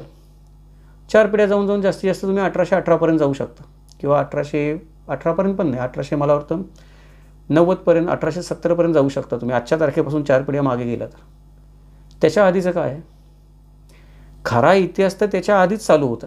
म्हणजे तुम्ही जिथे जाऊन थांबलेला आहात तिथून खऱ्या इतिहासाला सुरुवात होते खरं तर तपासण्याची. तिथपर्यंत सगळ्यांनाच माहीत असतं, कारण इंग्रज भारतामध्ये आले, त्यांनी जमीन महसुलाच्या नोंदी ठेवायला सुरुवात केली, लोकांना आडनाव लावणं सक्तीचं केलं. तिथपर्यंत सगळ्यांनाच स्वतःचा इतिहास माहिती आहे. त्याच्या मागचं काय, त्यामुळे आडनावाचा इतिहास आहे तो किंवा तुमच्या पूर्वजांचा इतिहास आहे तो 4 पिढ्या मागं गेल्यामुळं जमिनीचे फेरफारवर नाव सापडल्यामुळे समजत नाही, त्याच्या मागं जावं लागतं, तेव्हा समजतो. त्यामुळे या गैरसमजातून पण दूर येणं गरजेचं आहे. 10वा आणि सगळ्यात मोठा गैरसमज म्हणजे फार काही पैसे खर्च न करता आडनावाचा इतिहास हा फुकटात समजतो, काही करायची गरज नाही, हे खर्च करायची काम नाही आहे, कळतं आहे ना मला. या गैरसमजातून पण बाहेर आलं पाहिजे. जर तुम्हाला खरोखर सत्य समजून घ्यायचं असेल तर आपण आता पुढे ज्या 3 पद्धती पाहणार आहोत त्या 3 पद्धतींनी ते सत्य तपासावं लागतं. ते तपासण्यासाठी मी मगाशी म्हटलं तसं वेळ, श्रम आणि पैसा या गोष्टी लागतात. त्याच्यामुळे तुम्ही असं म्हणाल की मला काही पैसा खर्च करण्याची गरज नाही, माझ्या ज्योतिषाने सांगितलं, बाबांनी सांगितलं, महाराजांनी सांगितलं, मंडळात गेलो, आणि आत्ता जे आपण हे 10 गैरसमज बघितले, सगळे 10 गैरसमज दूर झाले, तरी पण तुम्हाला आडनावांचा इतिहास समजेल असं नाही. का? तर आडनावांचा इतिहास हा शोधावा लागतो शास्त्रशुद्ध पद्धतीने. त्या पद्धती कुठल्या आहेत ते आपण पाहूयात. आडनावाचा इतिहास शोधण्याच्या मुख्यत्वे 3 प्रमुख पद्धती आहेत. पहिली पद्धत आहे, तिला आपण पारंपरिक पद्धत म्हणूयात. पारंपरिक पद्धत म्हणजे ही जी पद्धत आहे याच्यामध्ये पूर्णपणे प्रथा, परंपरा आणि श्रद्धांवर आधारित आहे. मगाशी मी म्हटलं तसं आपण महाराजांकडे जातो, हेळवींकडे जातो, भाट लोकांकडे जातो. पारंपरिक पद्धतीने आपण इतिहास शोधायचा प्रयत्न करतो आणि हा इतिहास आपण पूर्णपणे जो शोधतो आडनावांचा, तो श्रद्धेवर शोधत असतो. याच्यामध्ये काही शास्त्रीय पद्धतीचा भाग नसतो. दुसरी जी पद्धत आहे ती दुसरी पद्धत आहे ही अधिकारिक पद्धत आहे. अधिकारिक पद्धत म्हणजे काय की या पद्धतीमध्ये आडनावांचा जो इतिहास शोधला जातो तो आडनावांचा इतिहास हा पूर्णपणे अधिकारिक नोंदींवर शोधला जातो. म्हणजे नोंद सापडते का कुठे तुमच्या आडनावांची कुठल्या कागदपत्रामध्ये, ती कागदपत्र कुठली आणि नोंदी कुठल्या, ते पण आपण एक स्वतंत्र व्हिडिओज बनवले आहेत 2 त्याचे, की महत्त्वाच्या 30 नोंदी कुठल्या ज्यात तुमचं नाव सापडलं तर आडनाव कन्फर्म होईल. आणि ती 106 कागदपत्र आहेत, ती 106 कागदपत्र कोणती, खरं तर जास्त आहे 200 कागदपत्र निघतील, पण 106 मला खात्रीपूर्वक माहिती आहेत म्हणून मी ती 106 कागदपत्र म्हणतो. तर याच्यामध्ये काही अधिकारिक नोंद सापडली तर मग आपण म्हणू शकतो की तुमचं आडनाव तुम्हाला कळेल. पण इथे पण काय असतं की अधिकारिक नोंदीवर जेव्हा माणूस शोध घेतो तेव्हा पण ते भावनांवर आधारित असतं. पहिली पारंपरिक पद्धत असते ती श्रद्धेवर आधारित असते. ही दुसरी अधिकारिक पद्धत असते, माणूस भावनिकतेने शोधत असतो. नाही, या कागदपत्रात सापडेल, त्या कागदपत्रात सापडेल, मी कुठेतरी देशमुख लागेल, माझं काहीतरी नाव दुसरं लागेल. भावनिक होतो माणूस, भावनिकतेने आपण त्या अधिकारिक नोंदी शोधत असतो. त्यामुळे ही पद्धत भावनिकतेवर आधारित आहे. तिसरी जी पद्धत आहे ती तिसरी पद्धत आहे ती आधुनिक शास्त्रीय पद्धत आपण त्याला म्हणतो. याच्यामध्ये पूर्णपणे शास्त्रीय दृष्टिकोन आणि शास्त्रीय पुराव्यांवर आधारित आपण आडनाव शोधण्याचा प्रयत्न करत असतो, तर्कावर आधारित आडनाव शोधण्याचा प्रयत्न करत असतो. इथे भावनांना, श्रद्धांना काही जागा नसते. पुरावा सापडला तरच आपण ते मान्य करणार. या शास्त्रीय पद्धती कुठल्या आहेत? DNA आपण चाचणी करू शकतो, ज्याच्यामध्ये आपल्याला वंश कळू शकतो, आपली शास्त्रीय पद्धत आहे. त्यानंतर वेगवेगळ्या आपल्याला कागदपत्रांमधल्या, सरकारी कागदपत्रांमधल्या, अधिकृत कागदपत्रांमधल्या काही नोंदी सापडतात. अजून वेगळ्या वेगळ्या चाचण्या केल्या जातात. बुद्धिमत्ता चाचणी असेल, काही माणूस जे बोलतो, इतिहास सांगतो, तो इतिहास तपासण्याच्या काही शास्त्रीय पद्धती आहेत. तर त्याच्याबद्दल पण आपण पुढे बघणार आहोत. तर या मूळ 3 पद्धती आहेत. पारंपरिक पद्धत आहे ती पूर्णपणे प्रथा, परंपरा, श्रद्धांवर आधारित. अधिकारिक पद्धत आहे ती पूर्णपणे अधिकारिक नोंदी आणि भावनांवर आधारित. आणि तिसरी जी आहे ती आधुनिक शास्त्रीय पद्धती शास्त्रीय दृष्टिकोन आणि पद्धती पुराव्यांवर आधारित आहे. त्या 3 पद्धतींचे पण आपण 10 वैशिष्ट्ये बघूयात की काय वैशिष्ट्य आहे त्यांची, कशा पद्धतीने याला पारंपरिक पद्धतच का म्हणायचं आणि याला शास्त्रीय पद्धतच का म्हणायचं. कोणत्याही व्यक्तीने तुम्हाला काही सांगितलं माझ्या सहित सगळ्यांनी, तरी तुम्ही का म्हणलं पाहिजे. जोपर्यंत आपण का म्हणायला शिकत नाही तोपर्यंत आपल्याला सत्य समजत नाही. मी पारंपरिक पद्धतीला पारंपरिक पद्धत का म्हणायचं, आपण 10 मुद्दे बघूयात, 10 वैशिष्ट्ये बघूयात त्याची. ते पारंपरिक पद्धतीमध्ये इतिहास शोधला जातो ती 10 पद्धतीने शोधला जातो. पहिलं म्हणजे मगाशी आपण म्हटलं तसं कुळ आणि गोत्राच्या आधारे इतिहास शोधणे, हे पारंपरिक पद्धतीमध्ये येतं. दुसरं भाट आणि हेळव्यांच्या मार्फत इतिहास शोधणे, पारंपरिक पद्धतीमध्ये येतं. देवस्थानातल्या नोंदीमधून इतिहास शोधणे, म्हणजे आपण पाहतो की काही काही नाशिक आहे किंवा केदारनाथ आहे जिथे आपल्या पूर्वजांनी जाऊन काय केलेलं असतं, नोंद केलेली असते. त्यांच्या पूर्वजांच्या याद्या त्यांच्याकडे कपाटामध्ये, याच्यामध्ये गठ्ठ्यांमध्ये साठलेल्या असतात. त्या देवस्थानांच्या नोंदींवरून इतिहास शोधणं ही पारंपरिक पद्धत आहे. त्यानंतर कुळकथा, कुलवृत्तांत लिहिलेले असतात काही काही घराण्यांचे, त्याच्यामध्ये इतिहास शोधणं ही पण पारंपरिक पद्धत आहे. त्याचबरोबर 5वी पद्धत म्हणजे लोककथा, आख्यायिका, दंतकथा आपल्या आडनावाबद्दल पसरलेल्या असतात, घराण्याबद्दल पसरलेल्या असतात. त्याच्यातून आपण आपल्याला काय मिळते का बघतो, पारंपरिक पद्धत आहे. 6वी पद्धत म्हणजे आडनावांच्या वेगवेगळ्या सुरस कहाण्या लोकांनी सांगितलेल्या असतात. मगाशी मी म्हटलं तसं माझं आडनाव वाघमारे, तर मी अशी कहाणी रचून सांगतो की माझ्या पूर्वजांनी असा वाघ पकडला, त्या जाबडा पाडला त्याचा एकट्याने धरून.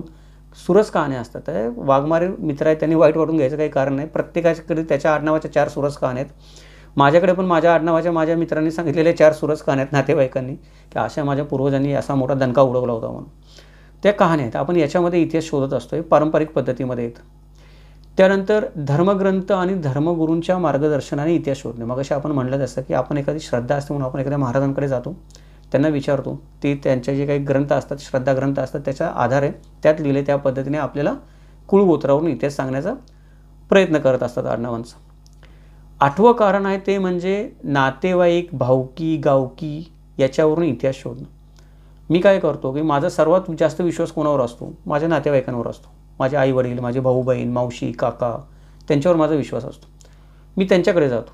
त्याच्यानंतर माझी भावकी असते. भावकी म्हणजे काय, आम्ही सगळेजण एकच आडनाव लावतो. तर मला त्यांच्यावर विश्वास ठेवू शकतो. ते कशाला खोटं बोलतील तेव्हा. ते खोटं बोलतील तर त्यांची पण बदनामी होईल. मी भावकीवर विश्वास ठेवतो. त्यानंतर माझ्या गावावर विश्वास असतो. गाव कशाला खोटं बोलेल तेव्हा. गाव जे सांगेल ते गावाचं उलट रीतिरिवाज, कुलपरंपरा चालत आल्यात. काहीतरी मला माग मिळेल. ही पण एक पारंपरिक पद्धत आहे. त्यानंतर नववी जी पद्धत आहे, ती नववी पद्धत म्हणजे गावाचे जे स्थानिक कुळाचार असतात किंवा यात्रा जत्रामध्ये जे मानसन्मान मिळतात त्याच्यामध्ये आडनावांचा इतिहास आपण शोधण्याचा प्रयत्न करतो. याच्यामध्ये काय होतं की एखादा उच्च जातीमधला वतनदार असेल आणि एखादा आपण म्हणतो की कनिष्ठ जातीमधला किंवा भटक्या विमुक्त जातीमधली जरी एखादी व्यक्ती किंवा घर असेल, तिला पण गावाच्या यात्रे जत्रेमध्ये मान असतात की अमुक एक काम आहे ते अमुक एक जातीतल्या व्यक्तीनेच करायचा. हा होळीचा नैवेद्य यानेच घ्यायचा. बकरं कापायचा मान याचा, पाण्याच्या विड्याचा मान याचा. असे सर्व जातीपातींमध्ये मान विभागलेले आहेत. त्यामुळे गावामध्ये मी जेव्हा ते कुळाचार, यात्रा जत्रा, मान सन्मान शोधतो त्याच्यामध्ये पण मला काही इतिहास सापडतात. तर 10वी आणि शेवटची पद्धत म्हणजे धार्मिक ताम्रपट, शिलालेख किंवा बक्षीसपत्रे जे असतात ती शोधायचा मी प्रयत्न करतो. कारण ही पारंपरिकपणे, परंपरेने, वंशानुगत आपण म्हणतो की माझ्याकडे बक्षीसपत्र असतात. कुठेतरी एखाद्या माझ्या पूर्वजांनी मंदिर बांधले त्याच्यावर शिलालेख लिहून ठेवलेला असतो. त्यांनी माझ्या घराण्याचा इतिहास सांगणारा, आडनावाचा इतिहास सांगणारा. एखाद्या राजाने माझ्या कुठल्या तरी पूर्वजाला काहीतरी दिलेलं असतं किंवा राजाने कोणाला तरी दिलेलं असतं, ते नाव माझ्या पूर्वजांच्या आडनावाशी जुळतं आहे. अशा पद्धतीने आपण काय करतो की ही 10 प्रकार आहेत पारंपरिक पद्धतीने इतिहास शोधण्याचे. जर तुम्ही खरोखर इतिहास शोधत असाल तर या पारंपरिक पद्धतीने पण तुम्ही प्रयत्न करून बघायला पाहिजे. कुठली पद्धत कमी नाही, कुठली पद्धत जास्त नाही, कुठली पद्धत चुकीची नाही, बरोबर नाही. जेवढे म्हणून तुमच्याकडे पर्याय आहेत तेवढे सगळे पर्याय आपण काय केले पाहिजेत, अवलंबले पाहिजेत. त्याच्यामुळे आपण काय केलं पाहिजे, पारंपरिक पद्धतीने पण इतिहास शोधण्याचा प्रयत्न केला पाहिजे.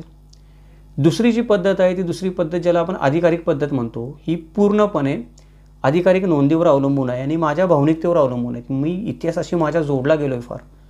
माझा कागदपत्रांवर फार विश्वास आहे, माझी भावनिकता आहे. तर याच्यामध्ये कुठली कागदपत्रं तपासली जातात. सगळ्यात पहिल्यांदा काय केलं जातं याच्यामध्ये की पहिली जी पद्धत आहे ती म्हणजे ऐतिहासिक दस्तावेजांमधून इतिहास शोधणे. हे ऐतिहासिक दस्तावेज काय असतात, बखर असते, शकावल्या असतात, पत्र असतात लिहिलेली. त्याच्यामध्ये मी इतिहास शोधायचा प्रयत्न करतो. दुसरी पद्धत आहे ती म्हणजे जमिनीची खरेदी विक्री किंवा फेरफारांवरून इतिहास शोधणे. हे अधिकारिक पद्धतीमध्ये येतं की या अधिकारिक नोंदी आहेत, त्याच्यावर मी इतिहास शोधण्याचा प्रयत्न करतो. तिसरी पद्धत म्हणजे सनद किंवा इनामपत्रांवरून इतिहास शोधणे. मगाशी मी म्हटलं तसं माझ्या घराण्याला कुठलं इनामपत्र मिळालेलं असेल तर माझी कुठे ना कुठेतरी नोंद सरकार दरबारी सापडते. त्याच्यावरून मी इतिहास शोधण्याचा प्रयत्न करतो. चौथी जी पद्धत आहे ती म्हणजे परकीय नोंदींवरून इतिहास शोधणे. बरेच परकीय इतिहासकार, प्रवासी महाराष्ट्रामध्ये येऊन गेलेले असतात. औरंगजेबाने जेव्हा आक्रमण केलं तेव्हा त्याच्यावर त्याचे पण परकीय इतिहासकार आलेले होते. त्यांनी पण बरीच आडनावं लिहून ठेवलेली आहेत की अमुक एक सापडला, तमुक एक सापडला, शत्रूचा सैनिक होता, शत्रूचा सरदार होता, मराठ्यांचा हेर होता, हा आला, हा वकील होता. म्हणजे परकीय नोंदींमध्ये पण मला माझं आडनाव कधी सापडू शकतं. ते पण हे अधिकारिक पद्धतीमध्ये येतं. त्याचबरोबर मी जिथे राहतो त्या माझ्या भूभागाचा राजकीय आणि सामाजिक घडामोडींचा इतिहास शोधणं की काय राजकीय आणि सामाजिक घडामोडी झाल्या, त्याच्यामध्ये कोण सामील होतं, त्यात कुठे माझं आडनाव सापडते का, ही एक पद्धत आहे. पुढची 6वी जी पद्धत आहे, 6वी पद्धत म्हणजे भौगोलिक बदल किंवा आसमानी सुलतानी संकटांवरून इतिहास शोधतात. भौगोलिक बदल म्हणजे काय, बऱ्याचदा काय होतं की एखाद्या ठिकाणी जंगल असतं, ते जंगल सपाट करून गाव बसवलं जातं. आपण वतनदारीचा इतिहासामध्ये पाहिलं की देशमुखांचं कामच होतं जंगल सपाट करणे आणि जमीन लागवडीखाली आणणे. भौगोलिक बदल झाला म्हणजे आज जर तुम्ही जाल, मी माझा आडनावाचा इतिहास शोधतोय आणि मला आडनावाचा इतिहास माझा एका गावाजवळ येऊन थांबला, तिथून मागे जातच नाही. करावं काय, ते गाव तर स्थापन झालेलं मला दिसतं की 18व्या शतकापर्यंत, म्हणजे 17व्या शतकामध्ये.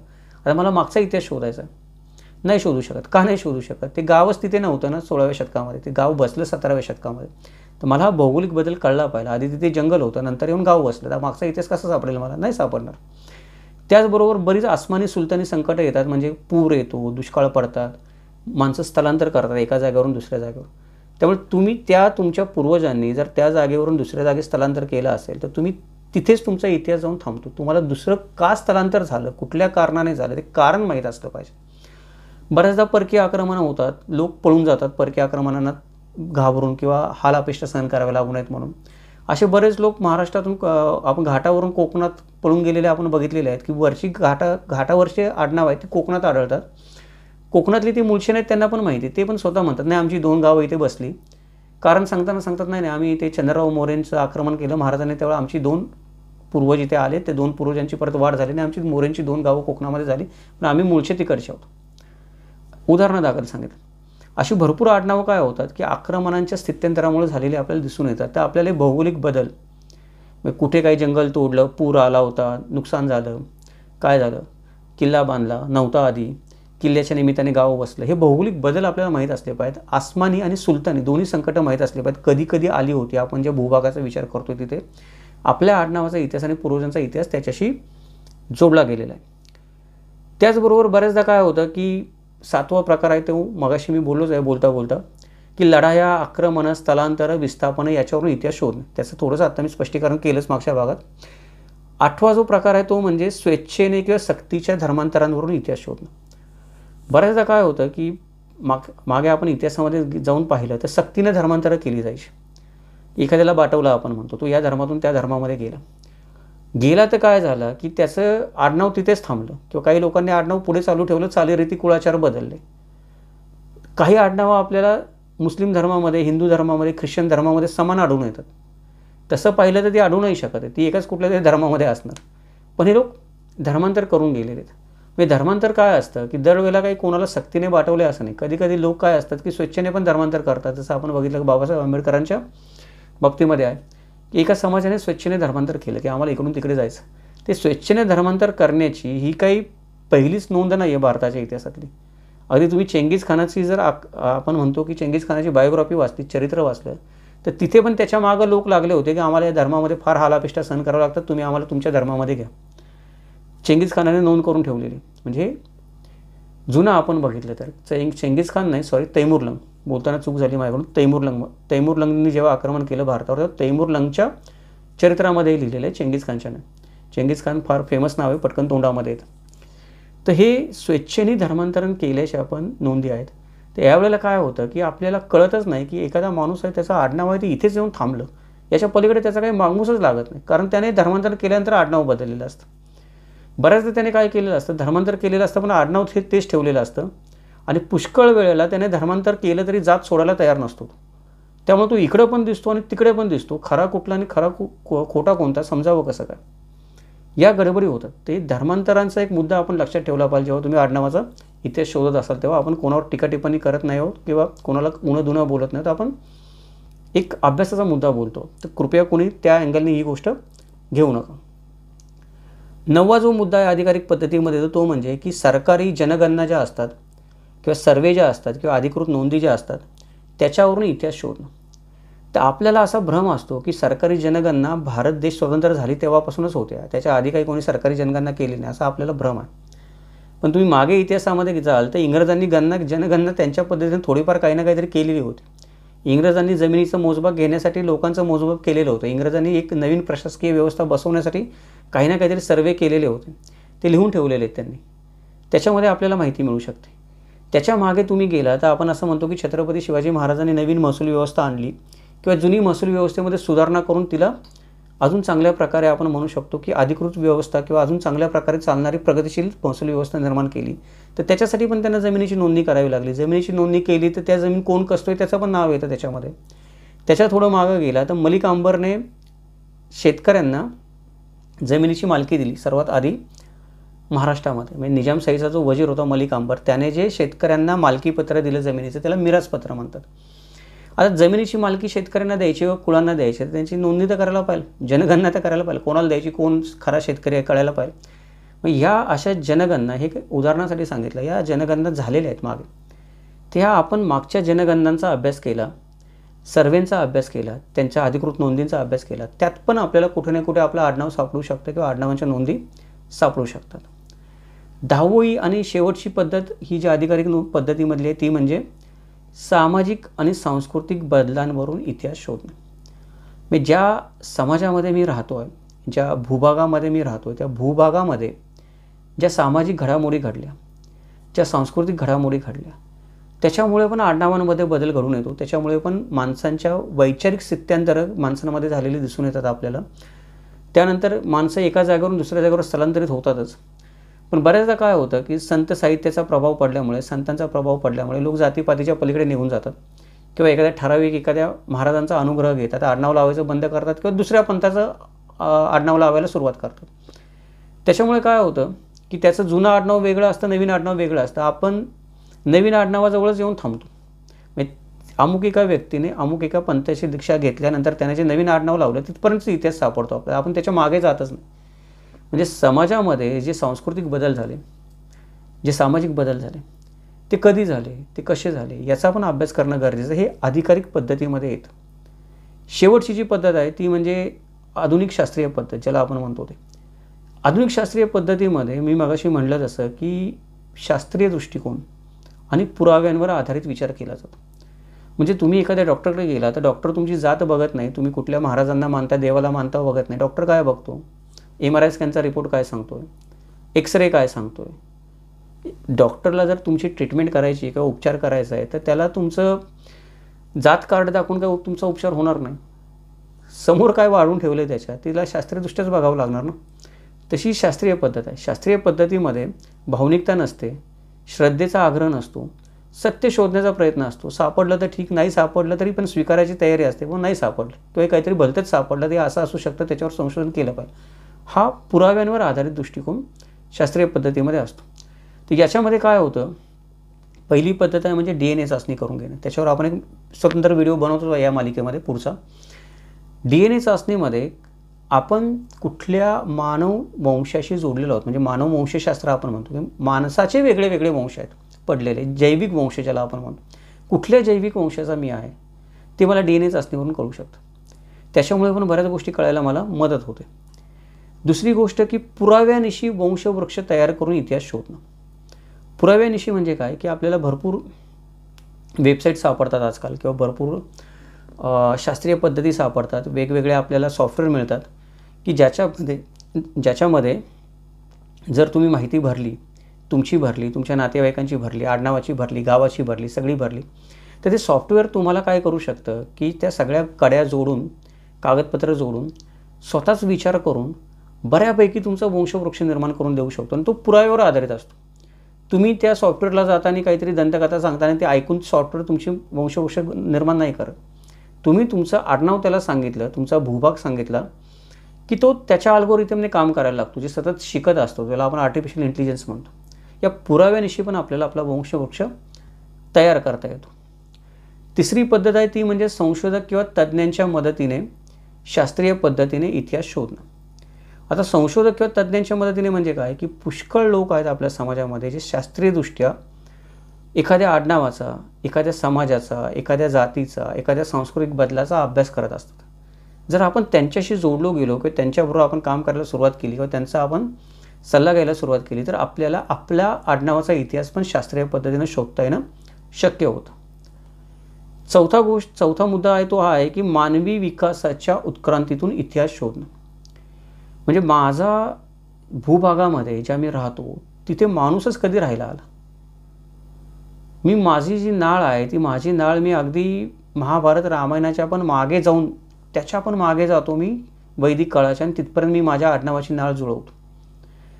हरकत नाही काय जुळवायला, शोध घेतला पाहिजे सगळ्या मार्गाने. मी म्हणतो तसं या मार्गाने पण प्रयत्न करून बघितला पाहिजे, पण थोडी काळजी पण घेतली पाहिजे की मानवी संस्कृती पहिल्यांदा त्या भूभागामध्ये सापडली कधी, मी किती मागे चाललो आहे. पहिला पुरावा मानवी संस्कृतीत सापडतो आहे मला 3000 वर्षापूर्वीचा किंवा 2000 वर्षापूर्वीचा, आणि मी माझी नाळ जुळवतोय 7000 वर्षापूर्वीची. हा पण थोडा आपण विचार केला पाहिजे. कशासाठी? जगासाठी नाही, आपली स्वतःची फसवणूक होऊ नये म्हणून. पाचवा जो आहे तो पाचवा मुद्दा हा आहे की आर्टिफिशियल इंटेलिजन्सच्या माध्यमातून इतिहास शोधणे. मगाशी मी म्हटलं तसं की AIचा जमाना आहे आजच्या काळामध्ये. कोणतीही गोष्ट आहे ती कॉम्प्युटर स्वतः शिकतो. आता आपल्याकडे लर्निंग अल्गोरिथम्स म्हणतो आपण, जे आपण कॉम्प्युटरसाठी बनवू शकतो की कॉम्प्युटरला माहिती मिळाली, कॉम्प्युटर स्वतःच शिकतो. तर मी शिकणं आणि कॉम्प्युटरने शिकणं याच्यामध्ये फरक काय आहे? मानवी मेंदू जरी कॉम्प्युटरपेक्षा प्रचंड क्षमतेचा असला गणना करण्यामध्ये, तरी पण गोष्टी जुळवण्यामध्ये कॉम्प्युटरचा हात आपण धरू नाही शकत. म्हणजे कॉम्प्युटर जेवढ्या पटकन हजारो लक्षावधी नोंदी शोधू शकतो इंटरनेटवर किंवा इतरत्र, त्यांचा एकमेकांशी संबंध प्रस्थापित करू शकतो. ते जर मला प्रस्थापित करायचं असेल तर मला प्रत्येक वेळेला वेबसाईट वाचावी लागेल, ते उघडावं लागेल, पान अभ्यास करावा लागेल, विचार करावा लागेल, मग काय झालं कागदावर लिहून ठेवावं लागेल, माझा आयुष्य निघून जाईल त्याच्यामध्ये. तरी पण मला माझ्या आडनावाचा पण इतिहास कळणार नाही, मी स्वतः शोधायला लागलो. तेच जर का मी कॉम्प्युटरला सोपवलं तर कॉम्प्युटर काय करेल, माझ्या आडनावाशी मिळत्या जुळत्या सगळ्या नोंदी जेवढ्या त्याला सापडत आहेत किंवा जे त्याला ट्रेन केलेलं आहे त्या पद्धतीने तो लवकर शोधेल. नवीन गोष्टी पण शिकेल तो शोधता शोधता, की अशाने असं सुचवेल. पण त्याला आपण परत इनपुट दिलं की कॉम्प्युटर असं म्हणतो, प्रोग्राम असं म्हणतो, मी त्याला अजून 2 इनपुट दिले, त्या 2 इनपुटवर विचार करून अजून काहीतरी नवीन अल्गोरिदम लावेल, तो परम्युटेशन कॉम्बिनेशन करेल, अजून 2 गोष्टी मला सांगेल की असं पण असू शकतं, तसं पण असू शकतं. याला म्हणतात आर्टिफिशियल इंटेलिजन्स. कॉम्प्युटर स्वतःच विचार करायला लागतो आणि खूप कमी वेळामध्ये जास्त गोष्टींचा विचार करून सत्तेच्या जवळ जायला आपल्याला मदत करतो. तर या आर्टिफिशियल इंटेलिजन्सच्या माध्यमातून पण आपण आज आपल्या आडनावांचा इतिहास शोधू शकतो. आपल्याकडं ही प्रभावी टूल आपण जे म्हणतो किंवा प्रभावी एक म्हणतो की माध्यम आज आपल्या सर्वांच्या नशिबाने उपलब्ध आहे. माझे वडील जर कदाचित आडनावांचा इतिहास शोधायला लागले असते तर माझ्या वडिलांना किंवा आजोबांना भाट आणि हेळवी किंवा महाराजांकडे जाण्यापासून तिसरा मार्ग नव्हता म्हणून ते त्यांच्याकडे जाऊन शोधत होते, दुसरं काही नाही. पण आज माझ्याकडे आहे, तर ह्या मार्गाचा पण आपण थोडा अवलंब केला पाहिजे. 6वा मार्ग आहे तो म्हणजे विद्वानांच्या समीक्षा ग्रंथातून किंवा PhD प्रबंधांमधून इतिहास शोधणे. मगाशी मी म्हटलो तसं की आर्टिफिशियल इंटेलिजन्स झालं, सांगायचा मुद्दा राहिला की मला माझा अभ्यास करताना आर्टिफिशियल इंटेलिजन्सची एवढी मदत झालेली आहे की कितीतरी गोष्टी आहेत ज्या माझ्या डोळ्यासमोर मला व्हिज्युअल दिसायला लागल्यात की अशा होऊ शकतात, अशा होऊ शकतात. किंवा एखादा माणूस असेल, उदाहरण द्यायचं म्हटलं तर मी बलुतेदारांचा अभ्यास करत होतो, तर सुतार नावाचा बलुतेदार शिवकाळामध्ये कसा दिसत असेल आणि नेमका तो राहत काय असेल, त्याची दिनचर्या काय होती, ते आर्टिफिशियल इंटेलिजन्सनी मी जे त्याला इनपुट दिलं त्यावर मला जी माहिती होती ती अजून चांगल्या पद्धतीने मला समजावून सांगितली. हे आर्टिफिशियल इंटेलिजन्सचं काय आहे, वैशिष्ट्य आहे. तसंच विद्वान जे आहेत, हा जो पुढचा आपला 6वा मुद्दा आहे, वेगवेगळे विद्वान असतात, त्यांनी आधीच भरपूर विचार करून ठेवलेला असतो आणि ग्रंथ लिहिलेले असतात, पुस्तकं लिहिलेली असतात. या पुस्तकांपेक्षा पण जास्त तुमच्या माझ्यासारखे सर्वसामान्य लोक असतात, त्यांना एखाद्या गोष्टीमध्ये खूप इंटरेस्ट असतो, तर मनापासून त्यांनी त्यांच्या PhDचा प्रबंध लिहिलेला असतो मुद्देसूद. 100-200 पुस्तकं वाचलेली असतात, त्याची नोंद खाली दिलेली असते. ती नोंद जाऊन त्यानंतर पुरातत्व खात्यामध्ये जाऊन त्या दप्तरखान्यामध्ये जाऊन तिथली कागदपत्रं तपासून त्याच्यावर विचार करून त्यांनी अत्यंत अभ्यासपूर्ण PhDचा प्रबंध सादर केलेला असतो. तर तुम्ही ज्या भूभागामध्ये राहता त्या भूभागाशी संबंधित, एखाद्या घराण्याशी संबंधित, एखाद्या वतनाशी संबंधित, एखाद्या देवस्थानाशी संबंधित जर कोणी विचारवंताने, अभ्यासकाने PhDचा प्रबंध लिहिला असेल तर जरूर वाचा. तो प्रबंध भले 3 पानांचा असू देत, नाहीतर 30 पानांचा असू देत. एखाद्या अभ्यासकाने लिहिलेला ग्रंथ 300 पानांचा असू देत आणि त्याची किंमत 3000 रुपये असू देत, अवश्य वाचा. याच्यामधून भरपूर प्रश्नांची सहज उत्तरं मिळू शकतात आणि आपला वेळ वाचू शकतो. म्हणजे आपण एखादी गोष्ट आज शिकणार, तिच्यावर विचार करणार, समजायला वेळ लागणार, आपल्याला सगळे धागे दुरे जुळणार नाहीत, ते काम जर आधीच कोणी केलं असेल तर मग अशा शास्त्रीय पद्धतीने पण आपण आपला वेळ वाचवू शकतो. 7वा जो मुद्दा आहे ते 7वा मुद्दा म्हणजे किंवा 7वी पद्धत म्हणजे सगळे सोयरे किंवा नातेसंबंधांच्या शास्त्रीय अभ्यासातून इतिहास शोधणे. गडबड काय होते की आपण आपल्या नातेवाईकांकडं किंवा नातेसंबंधांकडे किंवा ज्यांच्याशी आपली सोयरीक जोडली गेली लग्नाच्या निमित्ताने अजून कुठल्या कारणाने, त्यांच्याकडे नेहमी भावनिकतेनेच पाहतो. आपण त्यांच्याकडे कधी शास्त्रीय पद्धतीने पाहतच नाही. मला जर समजा एखाद्या व्यक्तीच्या आडनावाचा इतिहास शोधायचा आहे तर त्या व्यक्तीची मुलगी कुठे दिली आहे, त्या व्यक्तीला मुलगी कुणी दिली आहे, त्या व्यक्तीची आजी कुठल्या घराण्यातली होती, त्याचा जर मी हे सगळे शास्त्रीय आडाखे लावून विचार शोधायला लागलो तर मला अजून चित्र क्लिअर होतं. जे अस्पष्ट काही धागे दोरे असतात, जुळत नसतात, काही कड्या असतात, त्या कड्या जुळत नसतात, मध्ये काही गोष्टी धुसर दिसत असतात, आहेत का नाही कळत नसतं. जर मी एखाद्या व्यक्तीच्या सर्व नातेसंबंधांचा शास्त्रीय पद्धतीने विचार केला आणि त्या समोरच्या व्यक्तीने पण जर मला तेवढी मदत केली, साथ दिली, मी सांगतो त्या टेस्ट तयार करून घ्यायला त्या व्यक्तीने तयारी दाखवली, का एखादी गोष्ट शोधण्यासाठी, तिथे जाऊन भेटण्यासाठी, बोलण्यासाठी खर्च करायची तयारी दाखवली, जेवढ्या जास्त तुम्ही नातेवाईकांचा आणि सगळ्या सोयऱ्यांचा, तुमच्या सोयरिकींचा शास्त्रीय पद्धतीने विचार कराल तेवढी जास्त तुम्हाला शास्त्रीय माहिती मिळू शकते.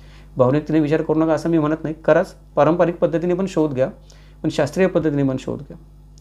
8वा जो प्रकार आहे तो 8वा प्रकार म्हणजे आडनावांचे नमुने ते आश्रयस्थानाच्या आधारे शोधणे. आश्रयस्थानाच्या आधारे म्हणजे काय की उदाहरण द्यायचं म्हटलं तर नारो महादेव म्हणून संताजी घोरपड्यांचे मानसपुत्र होते, मानलेले पुत्र होते. त्यांनी नंतर घोरपडे आडनाव लावलं आणि ते स्थायिक झाले आपण म्हणतो कापशीमध्ये किंवा इचलकरंजीमध्ये. नंतरच्या काळामध्ये इचलकरंजी संस्थान त्यांच्यापासून चालू झालं. तर आता हे नारो महादेव त्यांनी घोरपडे आडनाव लावलं, त्यांचं आधीचं आडनाव वेगळं होतं. तर मला यांचा शोध घ्यायचा आहे. तर यांचं आश्रयस्थान कुठलं आहे, कुठे यांनी आश्रय घेतला आहे, कुठे दत्तक गेलेत, कुठे राहायला आलेत, कुठल्या कारणाने आलेले आहेत, मूळचं गाव कोणतं होतं त्यांचं. तर एखाद्या व्यक्तीच्या आश्रयस्थानावरून, मगाशी मी म्हटलं तसं त्याच्या भूभागावरून, त्याच्या राज्यावरून, त्याच्या जिल्ह्यावरून, त्याच्या तालुक्यावरून, त्याच्या गावावरून, गावामध्ये पण त्याच्या शेतजमिनीवरून, पर्टिक्युलरली त्या गावामध्ये पण त्याची कुठली शेतजमीन आहे नेमकी आणि हीच शेतजमीन याची वंशपरंपरागत रीतीने काय, याच्यावर जर विचार केला तर त्याच्यामधून पण भरपूर गोष्टी आपल्याला कळू शकतात. 9वं जे कारण आहे ते 9वं कारण म्हणजे वंशशास्त्रामधील नवीन संशोधनाच्या आधारे इतिहास शोधणं. म्हणजे दरवेळेला आपण पाहतो की विज्ञानाची प्रगती होते आहे. कॉम्प्युटर जो आहे तो कॉम्प्युटरची काम करण्याची क्षमता दर वर्षाला दुप्पट होते. म्हणजे आज जर कॉम्प्युटर 100 कॅल्क्युलेशन्स करत असेल एका मिनिटाला, तर पुढच्या वर्षी तोच कॉम्प्युटर 200 कॅल्क्युलेशन्स करतो आहे दर मिनिटाला. म्हणजे कॉम्प्युटरची क्षमता वाढते, विज्ञानाची क्षमता वाढते, तंत्रज्ञानाची क्षमता वाढते. त्याच्याबरोबर वंशशास्त्राबद्दल पण नवीन नवीन गोष्टी येत आहेत, नवीन नवीन शोध लागत आहेत. त्याच्याबद्दल पण आपण जागरूक असलं पाहिजे. मला माझा इतिहास शोधायचा, मी माझ्यापुरताच विचार करेन, दुसरा काही विचार करणार नाही, असं नाही राहिला पाहिजे. खूप मंडपवृत्तीने तुम्हाला नवीन शोध माहीत असतील, नवीन गोष्टी माहीत असतील तर कदाचित तुमचे 4 प्रश्न जे तुम्हाला 5 वर्ष 10 वर्ष छाळतायत उत्तरं मिळत नाहीत, कदाचित या नवीन संशोधनामध्ये तुम्हाला त्याची उत्तरं पटकन मिळू शकतात. 10वा आणि शेवटचा जी पद्धत आहे शास्त्रीय पद्धत, ती म्हणजे भाषाशास्त्र आणि भाषाच्या उत्पत्तीच्या आधारे इतिहास शोधणं. याच्यावर आपण मागच्या काही व्हिडिओमध्ये पाहिलंच आहे. काही आडनावं आहेत ती फारसीमधून आलेली आहेत आपल्या मराठीमध्ये, काही अरबीमधून आलेले आहेत, काही कन्नडमधून आलेले आहेत, काही तुळू भाषेतून आली आहेत, काही तेलुगूमध्ये आले, ते आपण पाहणार आहे पुढे. वेगळ्या वेगळ्या भाषांमधून आडनावं आलेत मराठीमध्ये. ती भाषाच नेमकी कधी उदयाला आली आणि कुठल्या प्रदेशामध्ये उदयाला आली आणि तिचा महाराष्ट्राशी आणि मराठीशी संबंध कधी आला, हे जर का मला कळलं अचूकपणे, मला ती कालगणना करता आली किंवा मला तो कालनिर्णय करता आला की भाषा या वेळेला निर्माण झाली, ही भाषा या वेळेला भारतामध्ये आली, ही भाषा या वेळेला महाराष्ट्रामध्ये आली आणि मग त्या भाषेबरोबर ते आडनाव महाराष्ट्रामध्ये आलं आणि ते माझ्या पूर्वजांना त्या काळामध्ये चिकटलं, आधी वेगळं काहीतरी होतं. म्हणजे तुम्हाला जर भाषाशास्त्राचा अभ्यास असेल किंवा भाषेबद्दल तुम्हाला माहिती असेल, उत्पत्तीबद्दल भाषेच्या, तर तुमच्या पुष्कळ आडनावांची माहिती तुम्हाला सहज होऊ शकते. कुठे तज्ज्ञाकडे जायची पण गरज नाही. जेव्हा ती भाषा आहे त्या भाषेपर्यंत तुम्हाला अचूकपणे त्याची माहिती मिळू शकते. तर हे काय झाले की हे 3 प्रकार झाले, पारंपरिक, अधिकारिक आणि शास्त्रीय पद्धत आपण म्हणतो. आडनावांचा शोध घेण्याचे 3 पद्धती आहेत आणि 3 प्रकार आहेत. पण याच्यामध्ये पण समस्या अशी आहे किंवा अडथळे असे आहेत की काही समस्या आहेत. म्हणजे 3ही पद्धतीने तुम्ही जरी अभ्यास केला तरी काही समस्या आहेत, तुम्हाला आडनाव कळेल किंवा नाही कळणार. काय आहेत? पहिली समस्या ही आहे की कोणत्याही आडनावाचा जर तुम्हाला शोध घ्यायचा असेल तर तुम्ही या 3 पद्धतीने घेणं गरजेचं आहे. असं नाही की मी फक्त पारंपरिक पद्धतीने शोध घेईन आणि शास्त्रीय पद्धतीकडे लक्ष देणार नाही, किंवा कोणीतरी म्हणेल नाही मी फक्त त्या जमिनीच्या नोंदी बघेन, माझ्या अधिकारिक नोंदी आहेत त्या, आख्यायिकांकडे लक्ष देणार नाही, दंतकथा बघणार नाही मी. कोणी म्हणेन की ती शास्त्रीय पद्धत DNA टेस्ट आणि बाकीचे तुमचे आर्टिफिशियल इंटेलिजन्स आणि ते माझ्या आवाक्यामध्ये बसत नाही, पैशामध्ये, मी ते करणार नाही. काही ना काहीतरी कमतरता राहून जाईल तुम्ही जो शोध घेताय त्याच्यामध्ये. तर जर तुम्हाला आडनावांचा शोध घ्यायचा असेल आणि सत्य समजून घ्यायचं असेल तर किमान या 3 प्रकारांमध्ये तरी तुम्ही काय केलं पाहिजे, त्याचा शोध घेतला पाहिजे. आणि जेवढे म्हणून या 3 प्रकारांमध्ये उपप्रकार आहेत जे मी आत्ता सांगितले 10 आडनावांचा शोध घेण्याचे, किमान तेवढ्याचा तरी तुम्ही अभ्यास केला पाहिजे, तर तुम्ही सत्याच्या जास्त जवळ जाऊ शकाल. दुसरी अडचण ही आहे की आता हे 3ही प्रकारांनी शोध घ्यायचा म्हटलं तर मी 10 प्रकार सांगितले, 3ही प्रकारातले उपप्रकार, कदाचित ते 15-20 होऊ शकतात. चौथी पण एखादी पद्धत त्याच्यामध्ये ॲड होऊ शकते शोधण्यासाठी. त्याच्यामुळे कामाचा आवाका एवढा मोठा आहे. म्हणजे आता तुम्ही जर मागच्या सगळ्या गोष्टींचा विचार केला तर तुमच्या असं लक्षात येईल, मी बोललो त्या की केवढं प्रचंड काम आहे शोधायचं म्हटलं तर. त्याच्यावर लागणारे श्रम, वेळ आणि खर्च देखील मोठा आहे. त्याच्यामुळे त्या गोष्टी आपल्याला सगळ्यांना जुळतीलच असं नाही. ही एक मोठी समस्या आहे की एखाद्या व्यक्तीला वाटतं आहे मनापासून शोध घ्यावा, पण तेवढे श्रम करायसाठी तिची तयारी नाही आहे, अडचणी आहेत, प्रापंचिक जबाबदाऱ्या आहेत, वेळ नाही आहे, मी माझी नोकरी धंदा करू का हे शोधत बसू. ते दोन्ही असले तरी माझ्याकडे पैसे नाही आहेत खर्च करायला तेवढे. त्याच्यामुळे काय होतं की इच्छा असून पण कधी कधी आडनावांचा योग्य शोध लावता येत नाही, आडनावांचा शोध सापडत नाही किंवा आडनावांचं मूळ सापडत नाही असं नाही, सापडतं पण यातली एखादी गोष्ट आपल्याकडे कमी पडते म्हणून आपण ती शोधू शकत नाही. तिसरी गोष्ट ही आहे की कोणत्या आडनावाचं मूळ शोधण्यासाठी नक्की किती खर्च येईल हे त्या आडनावावर आणि कागदपत्रावर अवलंबून आहे. भरपूर आपले मित्र मला प्रश्न विचारतात की सर माझं आडनाव शोधायचं किती खर्च येईल. सांगूच शकत नाही, मी काही कोणीच सांगू शकणार नाही की तुमचं आडनाव शोधण्यासाठी किती खर्च येईल. ते आडनाव शोधायला तुम्ही सुरुवात केल्यानंतर 2-3 महिन्यानंतर जे तुम्ही सगळी माहिती गोळा कराल, आपण म्हणतो ती पुढचे 2 व्हिडिओ आपण बनवणारच आहोत की आडनाव शोधायसाठी पूर्वतयारी आणि पहिली पायरी, हे 2 व्हिडिओ आहेत. ती पूर्वतयारी जेव्हा आपण आडनाव संशोधनाची करतो आणि पहिल्या पायरीवर जाऊन पोहोचतो त्यावेळेला आपल्याला अंदाज येतो की किती खर्च येईल आणि किती पण देऊ शकतो, किती वेळ लागू शकतो. आधी नाहीच सांगू शकत आपण कोणी.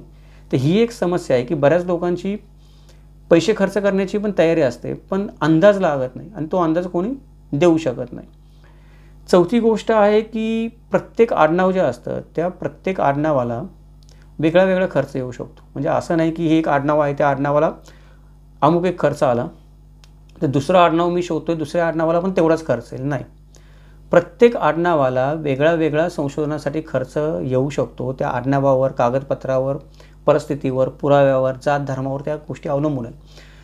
त्याच्यामुळे आधीच काही ठराविक खर्च मनामध्ये धरून संशोधनाला सुरुवात करणं कठीण आहे. बऱ्याच आपल्या मित्रांचं काय होतं की त्यांच्याकडे काही ना काही बजेट असतं, त्यांची करायची इच्छा असते, याच्यात काय होईल ते करूयात किंवा याच्यात काय होईल ते करा. फारसं काय होईल असं नाही. ही एक मोठी समस्या आहे.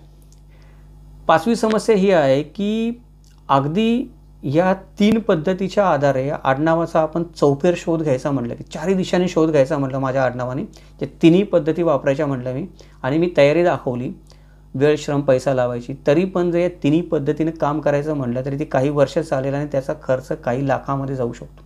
हे का सांगतोय मी? आपण सगळेजण प्रतिक्रियांमध्ये मला विचारताय की सर मला आडनावाचा इतिहास पाहिजे. त्यानंतर आपण एक गुगल फॉर्म दिला, त्या गुगल फॉर्ममध्ये माहिती भरून पण मित्र विचारतात की मला माझी वंशावळी पाहिजे, अमुक पाहिजे, तमुक पाहिजे. त्याच्यानंतर काही मित्र आहेत ते फोन करून पण विचारतात की सांगतात की सर आमची खर्च करण्याची तयारी आहे, तुम्ही सांगा किती येईल. तर मी सांगू नाही शकत, मी नाही, कोणीच नाही सांगू शकत की तुम्ही तुमचं आडनाव सांगाल आणि गाव सांगाल आणि म्हणाल की किती खर्च येईल सांगा, नाही सांगू शकत. मगाशी मी म्हटलं तसं जोपर्यंत आपण ते पहिल्या 2 स्टेप पार करून पुढे जात नाही 2-3 महिने तोपर्यंत कळत नाही. पण धरून चला, लाखाच्या घरामध्ये तो खर्च आहे. एकट्याच्या माणसाने होणारं काम नाही, माझ्या एकट्याच्याने पण होणार नाही, मला मदत घ्यावी लागणार, माझ्या टीमची, दुसऱ्या मित्रांची, सगळेजण मिळून करू तर ते होईल. ही एक मोठी समस्या आहे आडनावांचा शोध घेण्यामध्ये सध्याच्या काळामध्ये की एखाद्याची इच्छा असेल तरी पण त्याला करता येणार नाही. त्याच्यानंतर 6वा जो मुद्दा आहे, 6वी समस्या ही आहे की हे लाखाच्या घरात प्रकरण गेल्यामुळं सर्वसामान्य माणसाच्या आवाक्याच्या बाहेरची गोष्ट आहे. कुठलाही सर्वसामान्य माणूस, अगदी मी जरी झालो आणि मी आता या सगळ्या पद्धती तुम्हाला सांगितल्या असं धरून ठेवा, मला खूप ज्ञान आहे आणि या सगळ्या पद्धती मी सांगितल्या आहेत, या पद्धतीने शोध घेण्याचं माझ्याकडे ज्ञान आहे. पण जी काही त्याला खर्च येईल तो खर्च पेलण्याची माझी कुवत आहे का? माझी पण नाही. लाखाने कोण खर्च करतो तेव्हा माझं स्वतःचं आडनाव शोधायचं असलं तरी. पण आपण सर्वसामान्य माणसं आहोत, आपलं सर्वसामान्य असणं ही पण एक मोठी समस्या आहे आडनावांचा शोध घेण्यामध्ये. दुसरी गोष्ट ही आहे की सर्वसामान्य माणसाला खर्च परवडत नाही आणि संशोधक स्वतःची पदरमोड करून ते काम करू शकत नाही. बऱ्याचदा गडबड काय होते, बरेच मित्र फोन करतात, म्हणतात की सर आमचं एवढंच बजेट आहे, एवढ्याच बजेटमध्ये आपल्याला एवढं काम करायचं आहे, असं होईल. मग ते वरचे पैसे कोणी टाकायचे? मी असेल किंवा अजून दुसरे कोणी मित्र असतील, संशोधन करायचं आहे त्यांना, वरचे पैसे टाकणार कोण? जे शोध घ्यायला आपल्याला मागे जायचं आहे तिथपर्यंत. ही पण एक मोठी अडचण आहे की संशोधक पदरमोड नाही करू शकत, ज्याला शोधायचा जो सर्वसामान्य व्यक्ती तो पैसे नाही टाकू शकत, त्याच्यामुळे पण आडनावांचा शोध लागत नाही. आणि दुसरी गोष्ट म्हणजे सगळ्यात शेवटचा मुद्दा की ह्या सगळ्या समस्यांमुळे मला पण इच्छा असून पण तुमच्या प्रतिक्रियेला पटकन उत्तर देता येत नाही. अडचण समजून घ्या.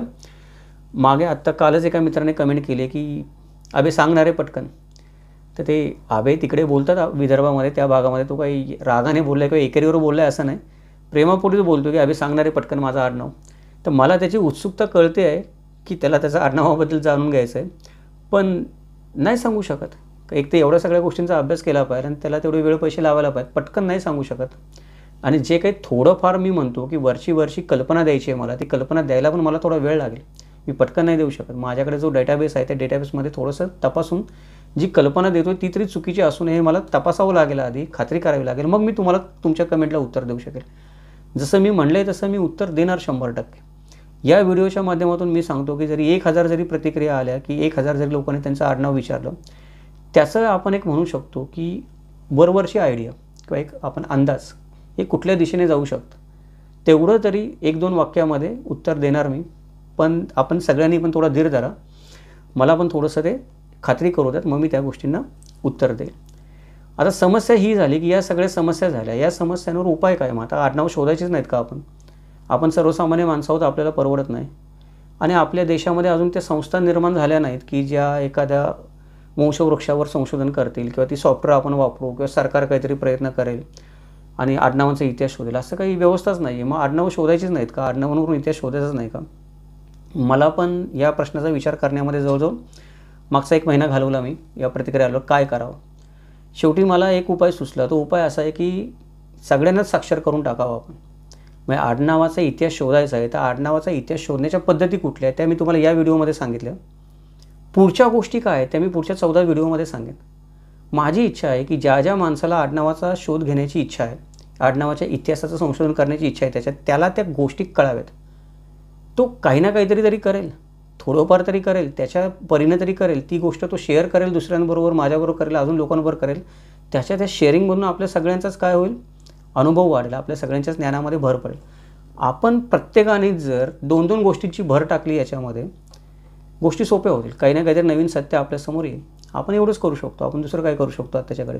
ते करण्याच्या प्रयत्नातून आपण ही व्हिडिओ मालिका चालू केलेली. तर या व्हिडिओ मालिकेमध्ये पुढचे जे व्हिडिओ येणार आहेत, ते पुढचे व्हिडिओ मी तुम्हाला त्यांची नावं सांगतो फक्त अंदाज यावा म्हणून. पहिला व्हिडिओ तर हा झालाच की आजचा आपला आडनावाचा इतिहास कसा शोधावा, तंत्र आणि मंत्र. काही मी तुम्हाला तंत्र आणि मंत्र सांगितले, 3 पद्धती सांगितल्या, मी काही तंत्र आणि मंत्र सांगितले. आडनाव तुम्ही अशा पद्धतीने शोधू शकता. दुसरा व्हिडिओ आहे आडनाव शोधाची पूर्वतयारी. तुम्हाला तुमच्या आडनावाचा इतिहास शोधायचा आहे, तर तुम्ही झोपेतून उठला आणि आडनाव शोधायला सुरुवात केली, तुम्हाला सापडेल असं ना. काहीतरी पूर्वतयारी करायला पाहिजे मला आडनाव शोधायची. ती पूर्वतयारी काय करणार मी? त्या पूर्वतयारीची माहिती देणारा एक व्हिडिओ आहे. आता मी पूर्वतयारी केली, पूर्वतयारी केल्यानंतर आता मला काहीतरी कृती करावी लागणार. तयारी झाली माझी, कृती करावी लागणार. पहिली कृती माझी काय? तो तिसरा व्हिडिओ आहे आडनावाच्या शोधाची पहिली पायरी.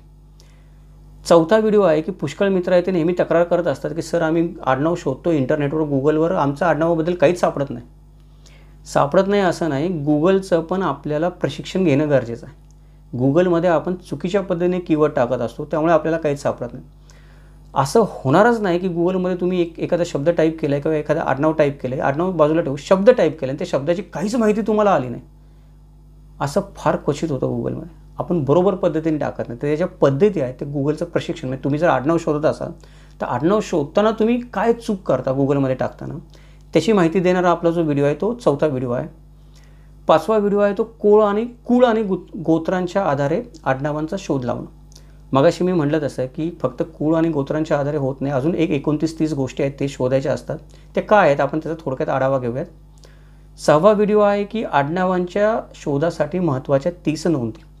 मला आडनाव शोधायचं आहे तर मला नेमकं काय तपासलं पाहिजे, कुठल्या नोंदी तपासल्या पाहिजेत, त्या मला कुठं सापडतील, त्या एक 30 नोंदी आहेत की किमान त्या 30 नोंदी तरी तुम्ही शोधायचा प्रयत्न केला पाहिजे. तो आहे आपला 6वा व्हिडिओ. 7व्या व्हिडिओमध्ये आपण बघणार आहोत की आडनावाच्या शोधासाठी आवश्यक असणारी 106 ऐतिहासिक कागदपत्र. म्हणजे महाराष्ट्राचा किंवा मराठ्यांचा इतिहास सांगणारी जी कागदपत्र आहेत ज्याच्यातून इतिहास शोधला जातो, ज्याला आपण संसाधनं म्हणतो, इतिहासाची संसाधन. सर्वसाधारणपणे मराठा इतिहासाची संसाधन त्याला म्हणलं जातं. मराठा शब्द जातीवाचक घेऊ नका, समूहवाचक घ्या. महाराष्ट्रात राहतो तो मराठा इतिहासाची संसाधन जी आहेत ती, त्यातली 106 कागदपत्र जी मला खात्रीपूर्वक माहिती आहे त्याची मी तुम्हाला थोडक्यामध्ये कागदपत्राचं नाव आणि थोडक्यामध्ये 1-2 वाक्यामध्ये त्याची माहिती असं आपण त्या व्हिडिओमध्ये पाहणार आहोत. 8वा जो व्हिडिओ आहे त्याच्यामध्ये आडनावांच्या शोधात नातेवाईकांचं महत्त्व. नातेवाईकांचं महत्त्व काय आपण बघितलं. शास्त्रीय पद्धतीने जर तुम्ही नातेवाईकांशी अप्रोच केला तर तुम्हाला जास्त माहिती मिळू शकते. आता प्रश्न निर्माण होतो, मी अप्रोच करायला तयार आहे पण कुठल्या नातेवाईकांशी अप्रोच करू? माझा मोठा गोतावळा आहे, मोठं माझं घर पसरलेलं आहे, भावकी पसरलेले, कुणाकडे जाऊ मी? बरेच लोक तर टाईमपास करणार आहेत. तर कुठले नातेवाईक तुमचं आडनाव शोधण्यासाठी उपयुक्त आहेत? तो आहे आपला 9वा व्हिडिओ, आडनावांच्या शोधासाठी उपयुक्त नातेवाईक. आता मला उपयुक्त नातेवाईक सापडले, मला नातेवाईकांचं महत्त्व पण कळलं. आता मी त्या नातेवाईकांशी बोलायला गेलो, मला काय बोलावं तेच कळत नाही, काय प्रश्न विचारावे त्यांना तेच कळत नाही. मी विचारतो एक, ते उत्तर देतात दुसरं. असं मी 10 जणांशी बोललो, 10 जणांनी 10 गोष्टी सांगितल्या, मला कामाची एक पण गोष्ट नाही. याचा अर्थ नातेवाईक चुकीचे आहेत किंवा ते तुम्हाला भरकटवत आहेत असं नाही आहे, आपण त्यांना प्रश्न व्यवस्थित विचारत नाही. हे वकिलासारखं काम आहे. वकिलाचं काम काय आहे की असा प्रश्न विचारणं की त्या समोरचा माणूस माहिती देईल. तर ही प्रश्नावली कुठली आहे की कुठले प्रश्न नातेवाईकांना विचारले तुम्ही तर तुम्हाला तुमच्या आडनावासंदर्भात थोडीफार माहिती मिळू शकेल. ते आपण बघणार आहोत आपल्या 10व्या व्हिडिओमध्ये. 11वा जो व्हिडिओ आहे तो 11वा व्हिडिओ म्हणजे आडनावाच्या शोधासाठी कौटुंबिक मंडळाचे फायदे. मगाशी आपण बघितलं की कौटुंबिक मंडळामध्ये आपल्याला सर्व आडनावांची माहिती होते. आहे गैरसमज आहे असं मी म्हणलो. गैरसमज आहे तो मी मनामध्ये घेऊन गेलो की ते मला सांगतील ते सगळं खरंच आहे असं नाही आहे. तपासावं लागणार. पण ते तपासावं कसं? वेगवेगळ्या समाजाची वेगवेगळी मंडळं असतात, संस्था असतात, ट्रस्ट असतात. तिथे तुम्ही सामील झाला त्यांच्यामध्ये, तुम्ही त्यांची मेंबरशिप घेतली तर तिथून तुम्हाला उपयुक्त माहिती कशी मिळू शकेल त्याच्याबद्दल आपण बोलणार आहोत 12व्या व्हिडिओमध्ये. 13वा व्हिडिओ आहे तो 13वा व्हिडिओ आपण आडनावांच्या शोधासाठी ज्या DNA चाचण्या उपलब्ध आहेत त्या DNA चाचण्यांची माहिती घेण्याचा प्रयत्न करणार आहोत. एक 7 ते 8 DNA चाचण्या आहेत. आपल्याला नावच माहिती नसतात. आपल्याला असं सतत आपल्या कानावर येतं की अरे DNA चाचणी केली तर तुला तुझं वंश समजेल कुठला आहे, काहीतरी तरी माहिती मिळेल जैविक तुला. पण कुठली DNA चाचणी करू मी आणि ते करणार कुठे मी? त्या 7 ते 8 DNA चाचण्यांची आपण माहिती करून घेणार आहोत. आणि 14वा आणि शेवटचा व्हिडिओ तो म्हणजे आडनावांच्या शोधासाठी आर्टिफिशियल इंटेलिजन्सचा वापर. तर आर्टिफिशियल इंटेलिजन्स मला वाटतं की काहीतरी आर्टिफिशियल इंटेलिजन्स म्हणलं की मी घाबरतो. मला वाटतं काहीतरी वेगळंच आहे. कुठे आहे? माझ्या हाताला कुठे लागणार आहे? मी कुठे शोधायला जाऊ आर्टिफिशियल इंटेलिजन्स? आर्टिफिशियल इंटेलिजन्स कुठेही नाही मित्रांनो. ते तुमच्या कॉम्प्युटरवर आहे. तुमच्या घरामध्ये असेल तर वापरायचं कसं कॉम्प्युटरवर ते आपण बघणार आहोत 14व्या व्हिडिओमध्ये. तर ही झाली आपल्या आडनावांचा इतिहासाचा शोध कसा घ्यावा या पहिल्या व्हिडिओची माहिती. नेहमीप्रमाणे हा व्हिडिओ तुम्हाला कसा वाटला ते मला आवर्जून कळवा. कारण हे आपण असे जे व्हिडिओ बनवतो अभ्यासपूर्ण संशोधनपूर्ण हे व्हिडिओ बनवण्यासाठी प्रायोजकत्वाची गरज लागतेच नाही असं नाही. शक्य झालं तर अवश्य करा. प्रायोजकत्व ज्या कुठल्या पद्धतीने तुम्हाला देता येईल द्याच. पण त्याच्यापेक्षा महत्त्वाची गोष्ट म्हणजे जर हा विषय तुम्हाला आवडला असेल, तुम्ही आत्तापर्यंत जवळजवळ 1.25 तासाचा व्हिडिओ झाला खरोखर पाहिला असेल असं गृहीत धरतो मी. हा व्हिडिओ पाहत तुम्ही इथपर्यंत आला असेल, तुम्हाला काही नवीन माहिती मिळालेली असेल, विषय आवडला असेल, मी जे बोलतो ते तुम्हाला कुठतरी मनाला पटलं असेल तर प्रतिक्रिया द्यायला विसरू नका. पैशांपेक्षा जास्त प्रतिक्रिया महत्त्वाच्या आहेत. तुम्ही जे काही प्रतिक्रिया देता बोलता त्याच्यामुळे पुढचे व्हिडिओ बनवण्यासाठी प्रेरणा मिळत असते. त्याचबरोबर हे जे आपण म्हणतो की संशोधनपूर्ण आणि माहितीपूर्ण आपण व्हिडिओ बनवतो, अभ्यासाची गरज आहे, प्रायोजकत्वाची गरज आहे, त्या दृष्टीने पण आपल्याला काही वेगवेगळ्या माध्यमातून मदत करता आली तर जरूर करा. हे अशा प्रकारचे आडनावांची माहिती देणारे चिकित्सक विश्लेषण, त्यानंतर आपण म्हणतो की तर्कशुद्ध आपण विचार करतो एखाद्या गोष्टीचा, या अशा पद्धतीचे व्हिडिओ तुम्हाला पाहायला आवडत असतील, त्याने तुम्हाला काही मदत होत असेल तर हे व्हिडिओ पाहण्यासाठी पाहत राहा किमंतू लाईव्ह चॅनेल. ही 14 भागांची मालिका आहे. ही 14 भागांची मालिका तर जरूर पहा तुम्ही आडनावांचा इतिहासाचा शोध घेत असाल तर. त्याच्यानंतर आपण मागची जी आपली मालिका अर्ध्यामध्ये सुटलेली आहे ही 14 व्हिडिओ झाल्यानंतर कंप्लीट करू. हे 14 व्हिडिओ किमान आठवडाभरात तरी यायला पाहिजेत. मला आता वेळ कसा मिळतो रेकॉर्ड करायला त्याच्यावर अवलंबून आहे. मी प्रयत्न करतो आहे की फास्ट व्हावेत रेकॉर्ड म्हणजे एकत्र तो आपल्या सगळ्यांना ऐकता येतील. पाहत राहा. उद्या भेटूयात आपण या मालिकेतल्या दुसऱ्या व्हिडिओसोबत. दुसरा व्हिडिओ आहे आडनावांच्या शोधाची पूर्वतयारी. भेटूयात एका नवीन विषयासोबत. तोपर्यंत जय महाराष्ट्र, जगदंब.